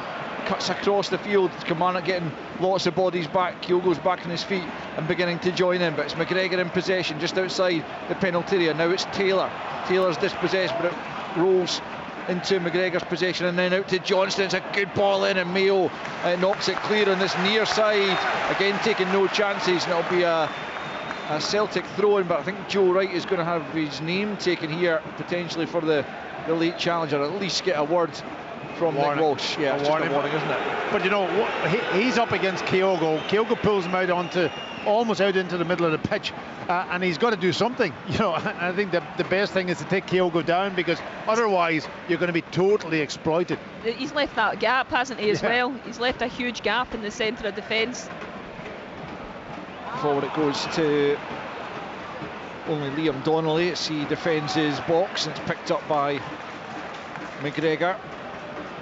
McGregor dances away from the challenger forward, then gets the pass off to Trusty. Taylor back to Trusty. Now Johnston right hand side for Celtic, back with Hatate. If I was Ingles, I would start not running forward. I would start coming to the ball and pulling Ndaba into an area where it's almost leaving that 1v1 for Kyogo. And if somebody can get their head up, get free and get their head up, or even Kuhn, like when he drives on the inside and gets the ball, I think there's huge space for Celtic to exploit. But they have to move the ball and move it well. I think you're right. I think they have to be cleverer, Celtic. I think even Kyogo, he could come out wide and see whether they're going to go with him. I think they need to drag these Kilmarnock players about a bit more. Danny Armstrong can't get between Maida and Taylor, and Maida emerges with possession deep inside his own half. Back the way to Taylor. Taylor for McGregor. McGregor back to Trusty just inside the penalty area. There will be a split. Listeners hoping to hear Take the Floor will be able to do so at 7 o'clock. I'll give you another heads up about that just before it happens, but stick with the football if you can, as Cameron Castle-Vickers knocks it back to Schmeichel. Schmeichel's clearance is terrible, and Polworth just unaware it was going to come off him, and Celtic come forward once more. It's Kyogo barging into Joe Wright. No free kick, and Celtic get the throw in. There's another ball on the pitch though that will slow them up.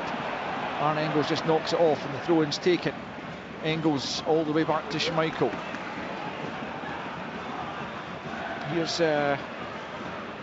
Taylor, slides it forward to Hatate. Hatate dispossessed though. Armstrong picks up and gets it forward to Watkins, still just inside his own half. Back to Armstrong, but Hatate's picked his pockets. Hatate up to the edge of the box, tries to slide it goalwards, and he manages to do that. It was a tame effort through the legs of Lewis Mayo and into the arms of Kieran O'Hara. We've played 55 minutes almost at Celtic Park, and it's still Celtic 1, Kilmarnock 1. He didn't know what to do.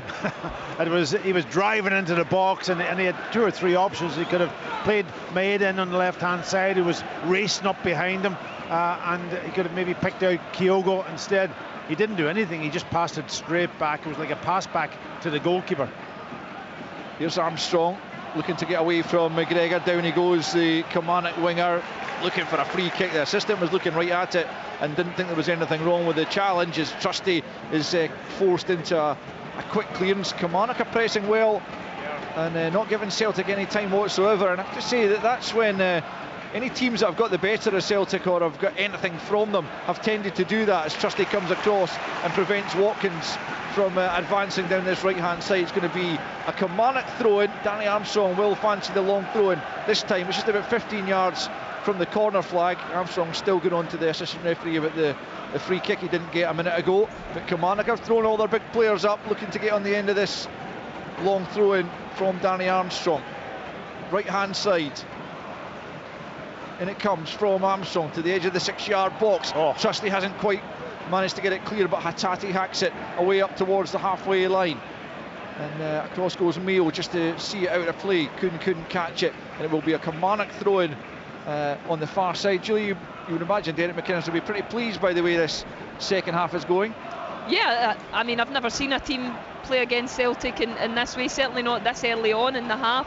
Just going man for man at the back when you look at the quality that Celtic have, but it just shows you if you press them then you will get opportunities, and Kilmarnock are very much still in this game.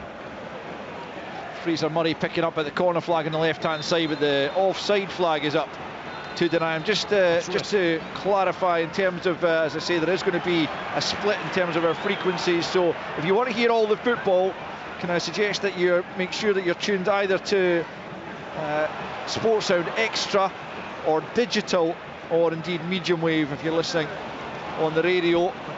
Celtic giving the ball away again. That's exactly the pass it out play from Maeda. Just turn it around the corner into the space, but Kyogo wasn't alert to it and he wasn't ready for it. Trusty works it down the line. Kyogo on the move here, but Joe Wright gets to it first, and then Mayo turns nicely away from Maeda, and then the ball forward was a curious one. He played it with his left foot when the right foot ball looked like an easier option. Out comes Schmeichel and Trusty almost getting in each other's way, but the ball comes out to Taylor, still deep in Celtic territory. Mayo getting really close to Maeda, who tries the back heel. It's come off Donnelly, and that allows Hatate to break down the left hand side. Finds a good ball for Arne Engels. Engels then slides it through. Kyogo, edge of the box, big chance here. Kyogo gets the shot off, but it's blocked brilliantly by Joe Wright, just 12 yards from goal, as Celtic broke free and almost broke that press, but Kilmarnock able to keep them out. Still Kilmarnock level at 1 apiece, having drawn themselves, got the equaliser in first half stoppage time. It's Kuhn right hand side as Celtic look to put that right as far as they're concerned. Kelly get it clear as far as Carter Vickers. I've got to say Celtic are very sloppy also, and there's so much that he can actually do in that game to open up Kilmarnock, but their passes aren't good. Kilmarnock taking high risk, really taking high risk, and it's paying off for them, and just upsetting Celtic, I think. Hatate taken out of play there as Polworth brings him to the floor and earns a booking for his troubles, and Celtic will have the free kick just outside the centre circle in the Killie half, as they look to reassert their authority in this game, which they've kind of lost at the start of the second period. It is a bold tactical set-up from Derek McInnes, but well, he's got to try something, because so few things work in terms of trying to get a result at Celtic Park. Then I agree with that, actually. I think you've got to try things against Celtic, especially if you get an opportunity. I know it's a cup and you don't want to be knocked out, but it's not the league, and when you're trying to survive and that. But in this sort of situation, it's almost, you could say, a free hit, and they're trying it, and it's working for them. The Kilmarnock players almost look more confident playing this way than they did before. You can see that they're getting a bit of confidence every time the Celtic players make a mistake, and we have seen this season so far that Celtic don't respond very well to when they are pressed. They didn't do very well against Rangers when they played a similar way, and when Dundee pressed their back line as well. So that does seem to be how you can get success against Celtic, but certainly at Celtic Park it's a difficult thing to to carry out. Certainly is. An hour gone almost as Arne Engels is under pressure from Bobby Wales. Back the way it goes to Trusty inside his own area. Plays it to the left to Taylor and infield to Callum McGregor, who's always a calm head on those shoulders, and he gets the ball forward now to Atati, who releases Kyogo. Kyogo's one-on-one with Wright, gets it on the right foot and it skews it way over the crossbar. That was another half-decent opportunity. Kyogo one-on-one with the Kilmarnock centre-back, but he gets shot all wrong, and it remains Celtic 1, Kilmarnock 1. It's a big test for Kyogo also, and for Joe Wright, who's a defender. But Kyogo, he has the ability, he's got the pace, he's got all of those qualities. But on that occasion again, you know, he's facing the defender up, he cuts on the inside, but the final execution, very, very poor, and it was probably about 6-7 yards over and wide of the crossbar. Kieran O'Hara takes the goal kick with the hour mark upon us. One apiece it stands. You're listening to Sports Sound on BBC Radio Scotland. A reminder, if you want to listen to the rest of the football, you'll have to be on either Sports Sound Extra, on BBC Sounds, on digital, or on 810 medium wave. The rest of our listeners will revert to take the floor just in the next minute or so, as Kuhn does brilliantly. Right hand side, lays it back to Engels. He takes a couple of swipes at it, can't get a clean shot away, and Kilmarnock managed to get the ball cleared up to the halfway line. Greg Taylor trying to battle away there with Danny Armstrong. He's dragged to the ground, and eventually a free kick is given Celtic's way. Yeah, so one opportunity, I think it's the first time in the second half that Kuhn has really got away from Robbie Dees and picked out Engels. He had 2 bites at it, but just good blocks at the end up. Kyogo runs into trouble and Armstrong clips it over the top. Austin Trusty should get there first. Marley Watkins trying to make life difficult for him.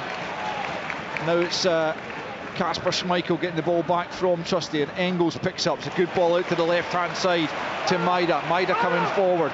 We are approaching that split in frequencies as Maida comes forward to the edge of the penalties. He's dragged down there by Mayo, breaks to the left-hand side of the box to Engels. It's out for a Celtic corner. And I'll just tell you now that we're going to split frequencies, and listeners to FM will have Take the Floor. Stick with us here for the football. It's Celtic 1, Kilmarnock 1. A fascinating game this. Stick with us because we've got a cup tie, Al. A real cup tie on here. It's a fascinating game. It's almost like a training drill where they've got 3 zones, and the minute Celtic break that press for Kilmarnock, it's a 3-on-3 at the back. Maida can't find a way through, and Donnelly gets it to Armstrong and up towards Wales on the halfway line. Trusty doing well on this left-hand side. Derek McInnes pleading with the assistant that the ball was out of play. Didn't look at it actually from here, but again, Derek McInnes and the assistant are a lot closer to the action than we are. But yet for me, Danny Armstrong stops, and he's more interested in arguing with the officials than continuing to pick up and play the game.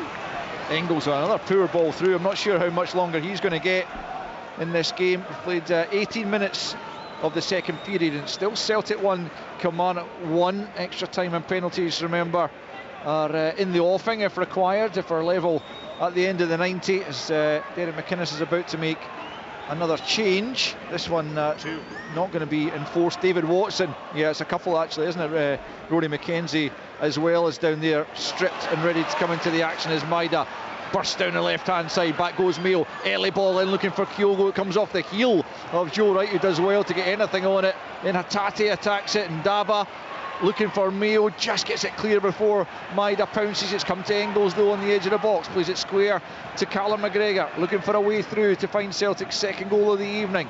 Gets the 1-2 from Alistair Johnston, but forced out wide as McGregor picks up possession though. Out back to Carter Vickers. Now it's Hatate midway inside the Kilmarnock halves. A good ball. Johnston might just get there, not quite, but Fraser Murray made the intervention, knocks it behind for a corner. And with 64 on the clock, still Celtic 1, Kilmarnock 1.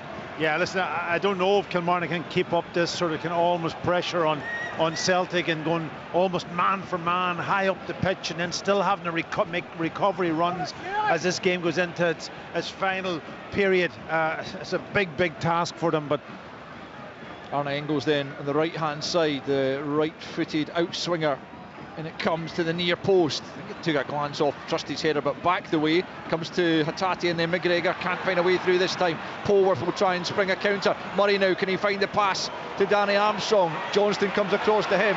Armstrong midway inside the Celtic half. Kelly getting bodies forward as they look this counter. That's a poor ball from Danny Armstrong. Liam Donnelly was available, a much easier pass. It was a very adventurous one looking for the run of Liam Polworth, and the counter comes to nothing. He's behind for a Celtic goal kick.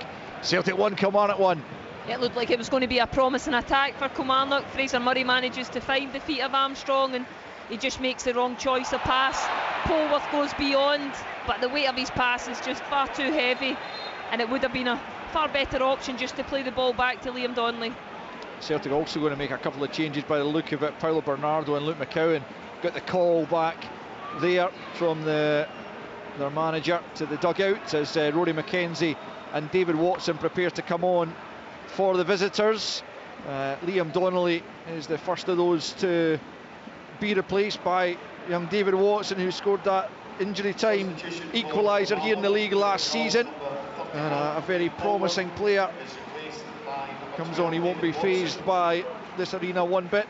And Rory McKenzie, Kilmarnock's longest serving player in his 14th season at the club, comes on for his 421st appearance to replace Liam Polworth.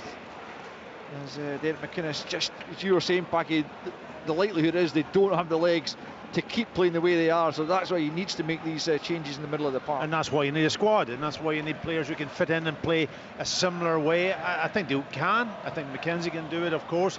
Young player coming on alongside him, and those have energy. It's just about then making the right decisions, when to go, when not to go. Kasper Schmeichel has it, approaching the three-quarter point in the game as Joe Wright gets his head to Schmeichel's long ball down the middle, out for a throw-in on this near side. The Celtic left. Here comes Paulo Bernardo, the Portuguese midfielder, about to make his entrance, and he will come on for Arne Engels, who hasn't had his finest game in the middle of the park. Still a young player making his way, replaced by another still pretty young player, Paulo Bernardo, the 22-year-old, replacing the 21-year-old. Thought Luke McCowan was going to come on at the same time, but apparently not. He just needs a player, maybe Bernardo's the player that can do it, just to pick a pass, a proper pass. Yeah, you're right, Engels has given the ball away too many times in this game when he's had opportunity maybe to pick a better pass for Kyogo or Kuhn. But they've got to have the movement ahead of him also to allow him to be able to pick that pass. Celtic throw in midway inside the Killie half, left-hand side to be taken by Greg Taylor. We've got a quarter of the game to go, plus potentially extra time or indeed even penalties, as Trusty plays it square and then gets it back from Cameron Carter-Vickers, going back the way into their own half. Taylor also going back the way. He goes to Trusty back to his goalkeeper now, Kasper Schmeichel, comfortable with the ball at his feet certainly, and plays it out to the right hand side for Carter-Vickers, who clips it forward looking for Kuhn, who's beaten in the air though by Dees. I'm not exaggerating. The space high up the pitch for Celtic to really play good ball into is enormous. It's absolutely enormous. Bernardo trying to force it forward, but Joe Wright reads that one well. Rory McKenzie now playing in the centre of midfield, plays it forward, miscontrolled by Taylor, but he recovers to play it back to Schmeichel, who then rolls out to the left hand side for Trusty, midway inside his own half. Celtic 1, Kilmarnock 1. Some of the home fans getting a little bit disgruntled at the fact that they're unable to slice through the Kilmarnock defence. They've done it here. It's Maida into the box. Back goes Mayo. Brilliant recovery from Lewis Mayo. By the way, how fast must Lewis Mayo be? Because he managed to track back Dyson Maida, who had a head start on him, albeit he was carrying the ball. That's exceptional from Lewis Mayo. Yeah, incredible defending. I mean, he is caught out. Maida runs off him, but his recovery is absolutely sensational. To get back, we know how lightning quick Maida is. Gets back in and wins the ball. Yeah, that was brilliant from both sides, from the offensive side and from the defensive side. You know, the ball round the corner, first time from Kyogo for Maeda to get in behind, but then Lewis Mayo making up ground incredibly on Maeda, who is really, really quick. Here's Kuhn on the other side, and towards the edge of the penalty area, slides it for Maida, massive chance for Maida! Celtic back in front as Dyson Maida slots it in from 6 yards. Picked out wonderfully well by Nicholas Kuhn, who came in from the right to the edge of the penalty area. Had the composure to find the pass, and Maida finished it off for his 15th goal of the season. It's Celtic 2, Kilmarnock 1.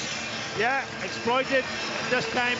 Kuhn coming on the inside, good control, and you can see it just opening up for Celtic. Maeda had so much space over on the sort of right-hand side, and that's when you needed probably players, an extra player in there just to be in position to be able to defend. But as soon as Maeda picked the ball up, it was a 1v1 against the goalkeeper, and he tucks it into the back of the net, but made by Kuhn, coming from outside right to come drive across the pitch and pick out Maeda, who had all the space in the world inside the box on the left-hand side. Julie, there's about a yellow card, I think, that was shown to Paul Sheeran there. Derek McInnes is one of his coaches.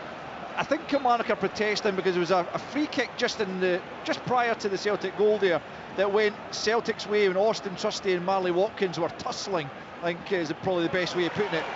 The assistant flagged and gave it to Celtic. I'm not sure how much you saw of it, but it was a really quite a contentious decision. But here's Kuhn to the edge of the box, curls it off the crossbar, incredible effort, so unlucky. Hatate and the rebound, saved by Kieran O'Hara, wonderful stuff.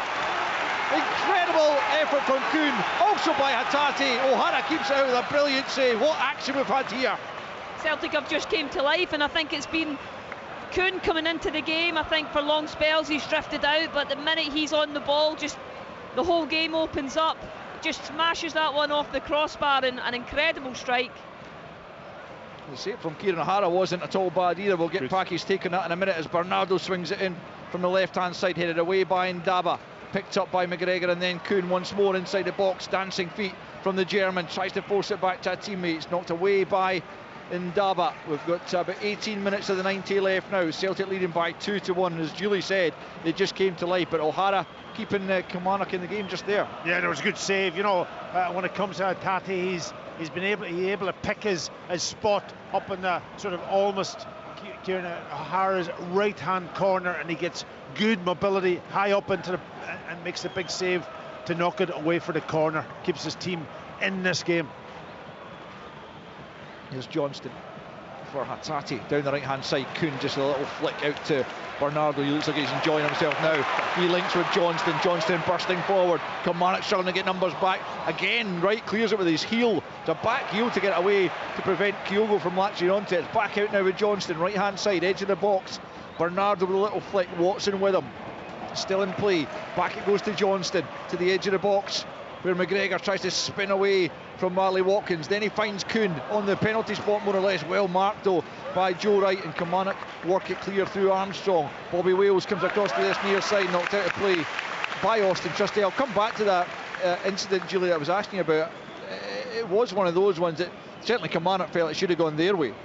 Yeah, I think it was one of them where, from a Kilmarnock point of view, they're going to want the free kick, and similar with Celtic, and you have to. There's still lots of play to go on, and there's still lots of football. It's away down here in Kilmarnock's right-hand side, and I think some of the decisions are going to go for you, and some are going to go against you. I think just the fact that the assistant referee had flagged for it is probably what's been the frustrating part of it for the Kilmarnock dugout. Well, if that's a goal that decides this cup tie, I think Derek McInnes might have a view on it full time. I know he will have a view on it. I didn't see it, so I'm not going to comment on it. I'd like to see the replay of it. Yeah, I mean, it did look more or less a 50-50. I'm just not sure what it was that made the assistant flag in favour of Celtic. But it might well have been. It might well be. You're right, as you say, Packy. We'll be able to see that back probably on Sports Scene this evening as Danny Armstrong takes a free kick in towards the edge of the Celtic penalty. It's well won by Carter Vickers, who always seems to be able to spring higher than anyone else. Picked up though again by Kelly, and it's Fraser Murray on the left-hand side looking to get the better of Kuhn. He's done really well. He's into the penalty. He cuts it back. It's Ndaba with a strike, and it comes off Callum McGregor. That might well have been goal-bound, but for the intervention of the Celtic captain behind for a corner. Good play again from Fraser Murray. The layoff from Ndaba, powerful shot behind for a corner. It's great to see a winger, isn't it? Just going and taking a defender on. and getting to the byline and cutting that ball. Brilliant cutback also, not just beating them, but then having the maturity to pick a player out on the edge of the box. And Daba, who's had a very good game also, coming onto a block from McGregor. Fraser Murray, a good thing about him, or one of the good things, is that he's very two-footed, and here he is taking the corner right-footed from the left-hand side. It's a big chance, and it's wide of goal though, and Daba again was the closest to making any sort of meaningful contact, but he couldn't force it on target. It's a goal kick to Celtic with 15 to play. It's still very much in the melting pot, but it's Celtic 2, Kilmarnock 1. It's a huge opportunity, wasn't it? It was a great ball in from Fraser Murray again, and Daba, he's almost standing on the byline. He makes his run into the 6-yard box, and he just needed better contact on the ball. Yeah, chance goes a begging for Kilmarnock as they look to level things again, trailing by 2-1 now in this final game of Saturday's Scottish Cup ties. Paulo Bernardo picks up on a quickly taken free kick from Celtic. Forward he comes, bars in the back there by Robbie Dees, makes the pass off to Taylor, and now it's Maida whose goal separates the sides now. Taylor once more picks it up, Dees, he heads it onto potentially the arm of David Watson, although it was by his side. Kuhn with the opportunity, blasts that one over the crossbar from the edge of the box. He's just so dangerous when he picks up the ball, comes in from the right hand side onto that left foot, but this time he blasts it over. It's Celtic 2, Kilmarnock 1. Yeah, I think he should have done better. He knows that you can see him, his reaction afterwards. He's shaking his head and looking up into the sky, because he had all the time in the world to just pick a spot, but just got under it, and the ball's gone over the crossbar, well over the crossbar. Yeah, he had loads of time. I think it was David Watson who slipped and allowed him even more time just to try and get his shot on target. Celtic throw in midway inside their own half, left hand side. Forward for Maida, and now Wright picks up for Kilmarnock on the halfway line. Mackenzie picks up possession, right hand side for Kelly, tries to back heel it to Armstrong, comes off Hatate and out for a throw in, which Armstrong will just try and steal a few yards. Nick Walsh is keeping an eye on him though, to make sure he doesn't go too far forward, but I think he wants the Kilmarnock centre backs to move up for it. He's definitely, he's stealing a good 10 yards. He's been penalised actually. Celtic are going to get the throw in. He was well warned, Packy, he didn't take the warning. Yeah, it was silly. It was silly, because there's an opportunity. You're high up the pitch, and just get and you can put Celtic under a bit of pressure, and you end up losing possession. But they've got it back again. Yeah, they have, and it's Armstrong who picks up from Maida, flicked on by Watkins into the penalty area. Carter Vickers though is there to get it clear. Hatate tries to force it forward, Armstrong in the way, but that's come off him, and out for a Celtic throw in down deep in their own territory, near their own corner flag, with just under 13 minutes of the 90 left, plus any stoppage time at the end of this second period. I don't think it'll be anywhere near as much as there was at the end of the first half, as Taylor gets the throw into Hatate, who thumps it up towards Kyogo. He can't keep it though, but Bernardo's got it back for Celtic, and then McGregor for Trusty from just inside his own penalty area, clears up towards the halfway line. Kyogo lets the ball go over Mayo, and out of play off Joe Wright, who's had a pretty good game at the back actually, considering he's been one-on-one against Kyogo. Yeah. Oh, he's done brilliantly. A big centre half up against a really quick and player in Kyogo, and he's just read the situations really, really well, and never overcommitted himself. When he did commit himself, he won the ball normally. Denny McInnes is just so animated, so passionate, as he urges his side on to come back from the 2-1 down. There's going to be a handball given against David Watson there by Nick Walsh. Kilmarnock are infuriated by some of the decisions, maybe some of the decisions that could go either way. Yeah, that one there, you did feel as if he got a push in the back, which almost forced the handball. Yeah, I think that was his point, wasn't it? Celtic pick up as Bernardo inside the penalty area, well blocked against that man. Joe Wright in the way once more. He's been given the captain's armband since Brad Lyons went off injured, and he's definitely playing a captain's role just at the moment, but just over 10 minutes to play at Celtic Park. His side are losing by 2-1. Dyson Maida in the second half has put his side back in front, as Hatate struggles to keep it in, and fails in the end. And Again, it hasn't been a vintage Celtic performance, but they have created an awful lot of chances, particularly first half. But they've been sloppy, I think. Also, there's so many opportunities for them to exploit that space that I keep talking about, and Kilmarnock's defence, you know, and they haven't been able to pick the proper pass or the timing of the run, whatever it is, and it just hasn't happened for them. Picked up in the middle of the park there by Hatate, but again Joe Wright beats Kyogo to it, but it will break for Taylor, who slides it forward down the left hand side to Maida, left of the penalty area. Joe Wright's come across as Armstrong comes back to help, but the ball slipped back to Taylor into the penalty area and away this time by Mayo up towards the halfway line. Trusty gets the header down, McGregor puts a foot in, but it's going to fall to David Watson in the middle of the park. He just knocks it high in the air, he'll challenge for it himself, and he beats Taylor, and then Trusty wins it. Watson once more manages to get it down, this time to Mackenzie. 10 to play. It's Armstrong right hand side up against Taylor, comes in field. Can he find a teammate? No, it's Trusty who's in the way, high up in the air from inside the penalty area. Dava will return it, flicked on by Watson. Trusty's there once more against Watkins to win it. Dava chests it down this time midway inside the Celtic half, comes forward up towards the edge of the penalty area. He's going to go for a goal. It wasn't going to hit the target. It comes off the calf of Rory McKenzie, and Celtic able to clear it as McGregor picks up and just gets his studs on it, and Kyogo takes over, and now Hatate. Kuhn makes the run, but Hatate doesn't play the pass, just brings it slowly forward to the halfway line. Celtic fans wanted that ball played, looking for a third goal to clinch this, you would imagine. 9 to play. You can feel their frustration though. There's a couple of opportunities, couple of good runs, one by Kuhn from outside to inside, and then you had Alistair Johnson going on the outside and the right, and the ball just didn't come. Celtic have it through Carter Vickers, marauding forward up towards the edge of the penalty area, then plays it back to the right to Kuhn. Kuhn just plays it infield for Hatate, who spins away from Watson into the penalty area. Now he finds Kyogo, a trundling shot from Kyogo, and usually didn't catch it from 16 yards. Easy take for Kieran O'Hara as Celtic prepare to make another couple of changes with looks like Scales and Ida are going to come on for the closing 8 minutes of this game as it stands. Celtic 2, Kilmarnock 1. Yeah, I think he's just one to obviously keep it tight at the back, with Scales maybe coming on, or whether he leaves Trusty on or just replaces Trusty. I'm not too sure. He hasn't done too much wrong today, Trusty. But obviously Adamida up front, he'll probably take Scales off, take Kyogo off, and see if Scales can make an impact.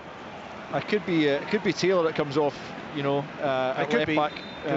We'll see how that, but just might want that bit of extra height. He's done that a couple of times. It's certainly Ida for Kyogo. That was a straightforward one. Taylor. Good pack here. You're right, Al. Well read, Al.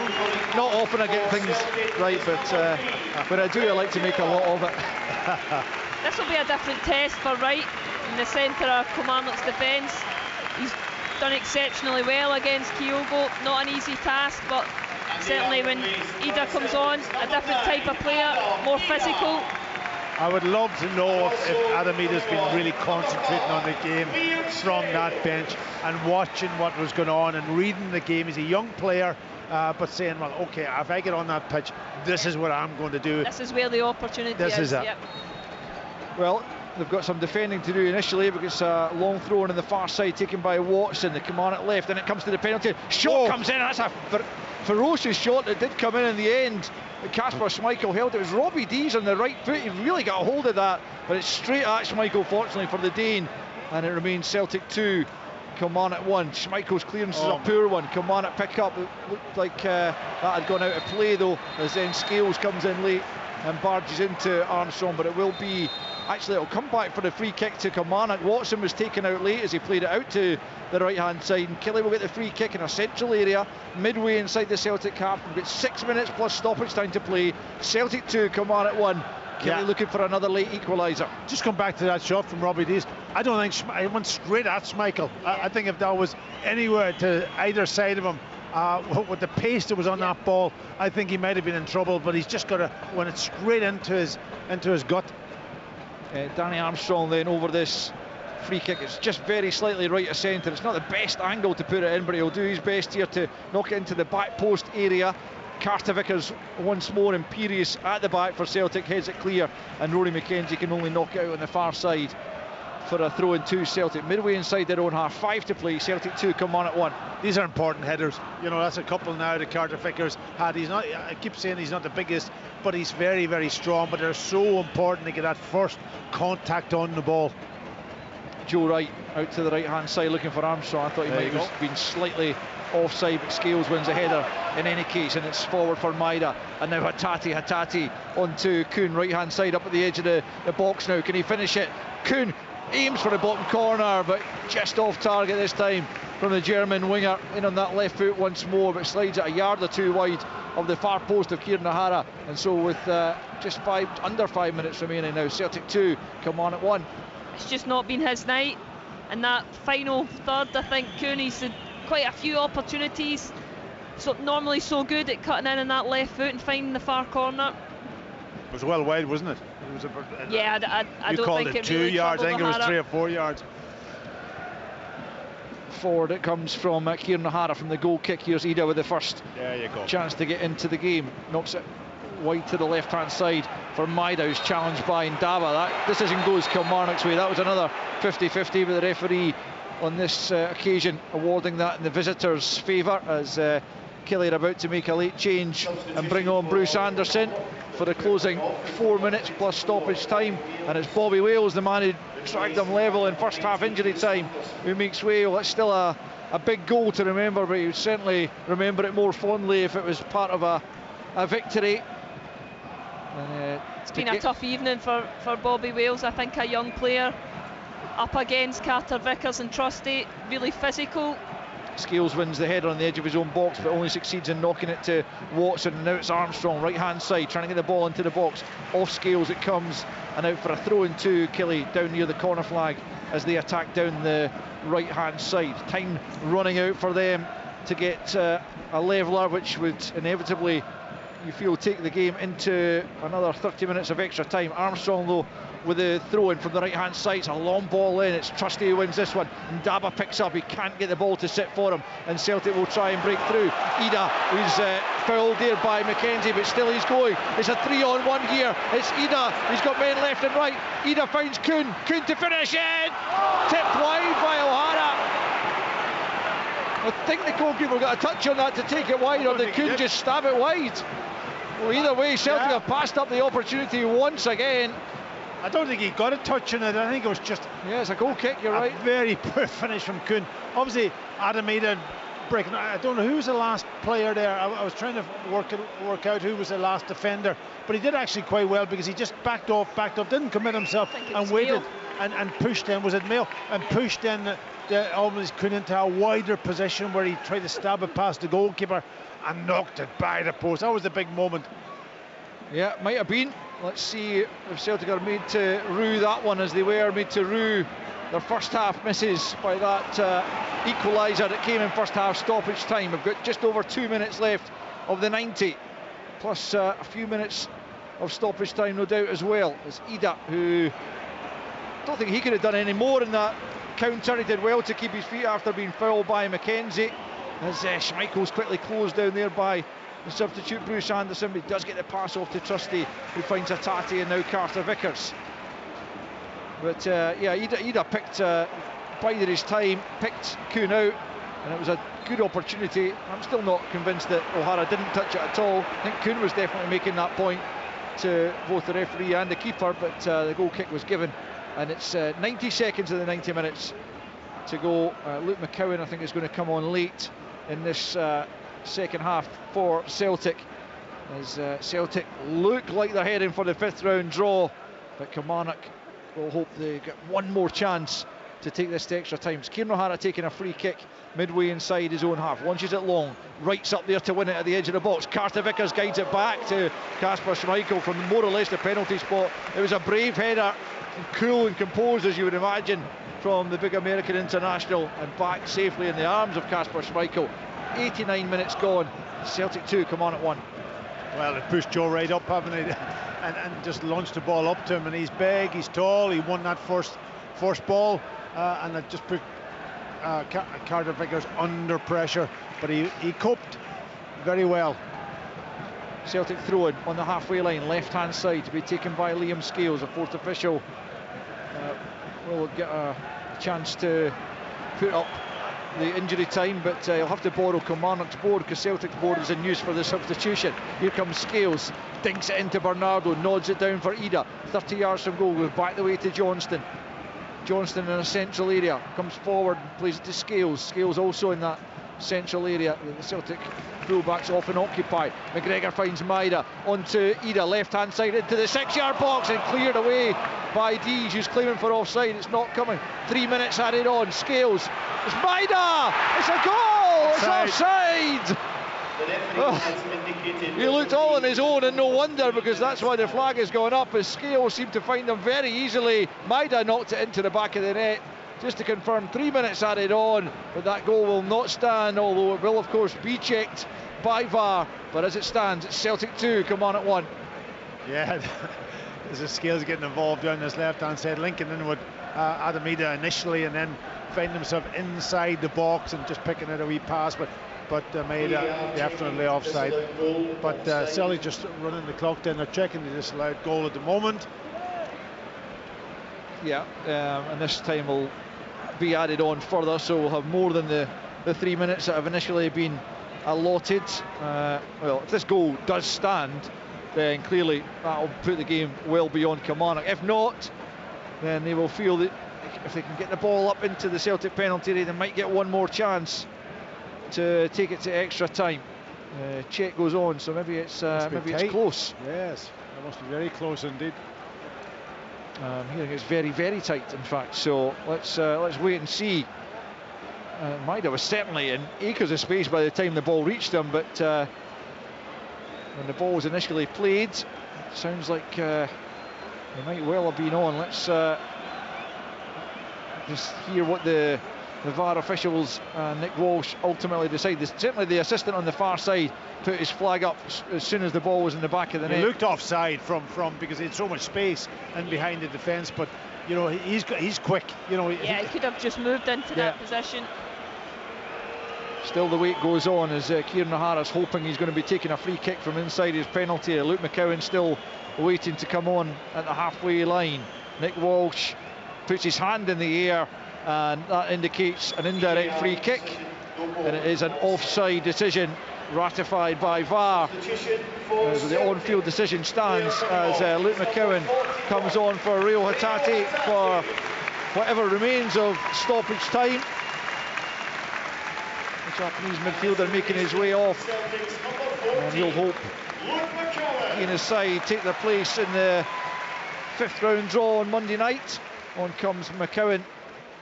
Then for the closing few minutes here, we've played, well, there's 2.5 minutes of stoppage time gone. We haven't played any of it actually, so you can imagine we've probably got about 5 minutes, maybe more, left as O'Hara eventually takes that free kick. It's Scales and then McCowan helping it forward. And Daba's underneath it. He's been pulled there by Ida. He manages to get the ball to Watson. Back to Mayo. He pumps it forward. Carter Vickers, as ever, is first two at the back for Celtic. Derek McInnes with his head in his hands as Celtic break forward. It's going to come for Ida at the edge of the box, is it? He's got the better of Ndaba. Down he goes. Nick Walsh has a momentary think and then just allows play to continue. I think it's probably the right decision as he and Ndaba, and Ida and Ndaba got in a tangle, but didn't look like a foul necessarily as Celtic come again though. McCowan at the edge of the box, out to the left hand side for Scales. Scales slides it forward to Bernardo. Ndaba just looked tired there as he tried to keep Ida at bay, but I'm not sure that he fouled the Celtic player. But here's McGregor at the byline, left hand side. Can he cut it back? He can, but Maida blasts that well off target. It's a very weird shot that kind of bent out of play and then back in, and almost out for a throw-in on the far side, but it did bend out of play behind the goal first. And so it remains 2-1 Celtic. Just a tired body, wasn't it? You know, he had all the time in the world to take a touch, open up and pick a spot. Instead he just lashes at it, goes out for a throw-in on the opposite side. Ndaba gets his head to the ball, but Celtic pick up once more, and it's Maida whose goal looks like being the winning one. Not for the first time this season. He and Kuhn have been hitting the target with great precision. as Ida rolls it back to Johnston, just outside the centre circle in the Kilmarnock half. Out to Kuhn, right hand side. 4.5 minutes of stoppage time already played. Johnston and McGregor exchanging passes on the right. McCowan now joining in, and it's Kuhn, right hand side of the box, plays it in, and Daba's at the edge of the 6-yard box, and he plays it out to the right to Armstrong. Had his shirt pulled there by Liam Scales, and then he's barged in to one of the ball attendants here on the near side, and it'll be a Kilmarnock free kick. 5 minutes of stoppage time played. Bennett McInnes urging his side to get the ball forward. They need to do it quickly. Lewis Mayo pumps it forward, but there's no more time. It's full time, and Celtic into round 5 as their defence of the Scottish Cup begins with a victory, a narrow victory against Kilmarnock, with chances aplenty at either end. Celtic, in truth, dominated those as well as the match, but Kilmarnock had their moments. But Celtic in the end with a second half goal from Dyson Maida, played in by Nicholas Kuhn with 20 to play, to stab the ball beyond Kieran O'Hara. It was the decisive strike after first half goals from Callum McGregor was cancelled out by Bobby Wales in first half injury time. Chances are plenty for Celtic to bury Kilmarnock. They couldn't take them, and Killie had a couple of decent chances beyond that themselves, but could not beat Kasper Schmeichel for a second time. And so Celtic make their way into the 5th round draw at Celtic Park. It finishes Celtic 2, Kilmarnock 1. On digital radio.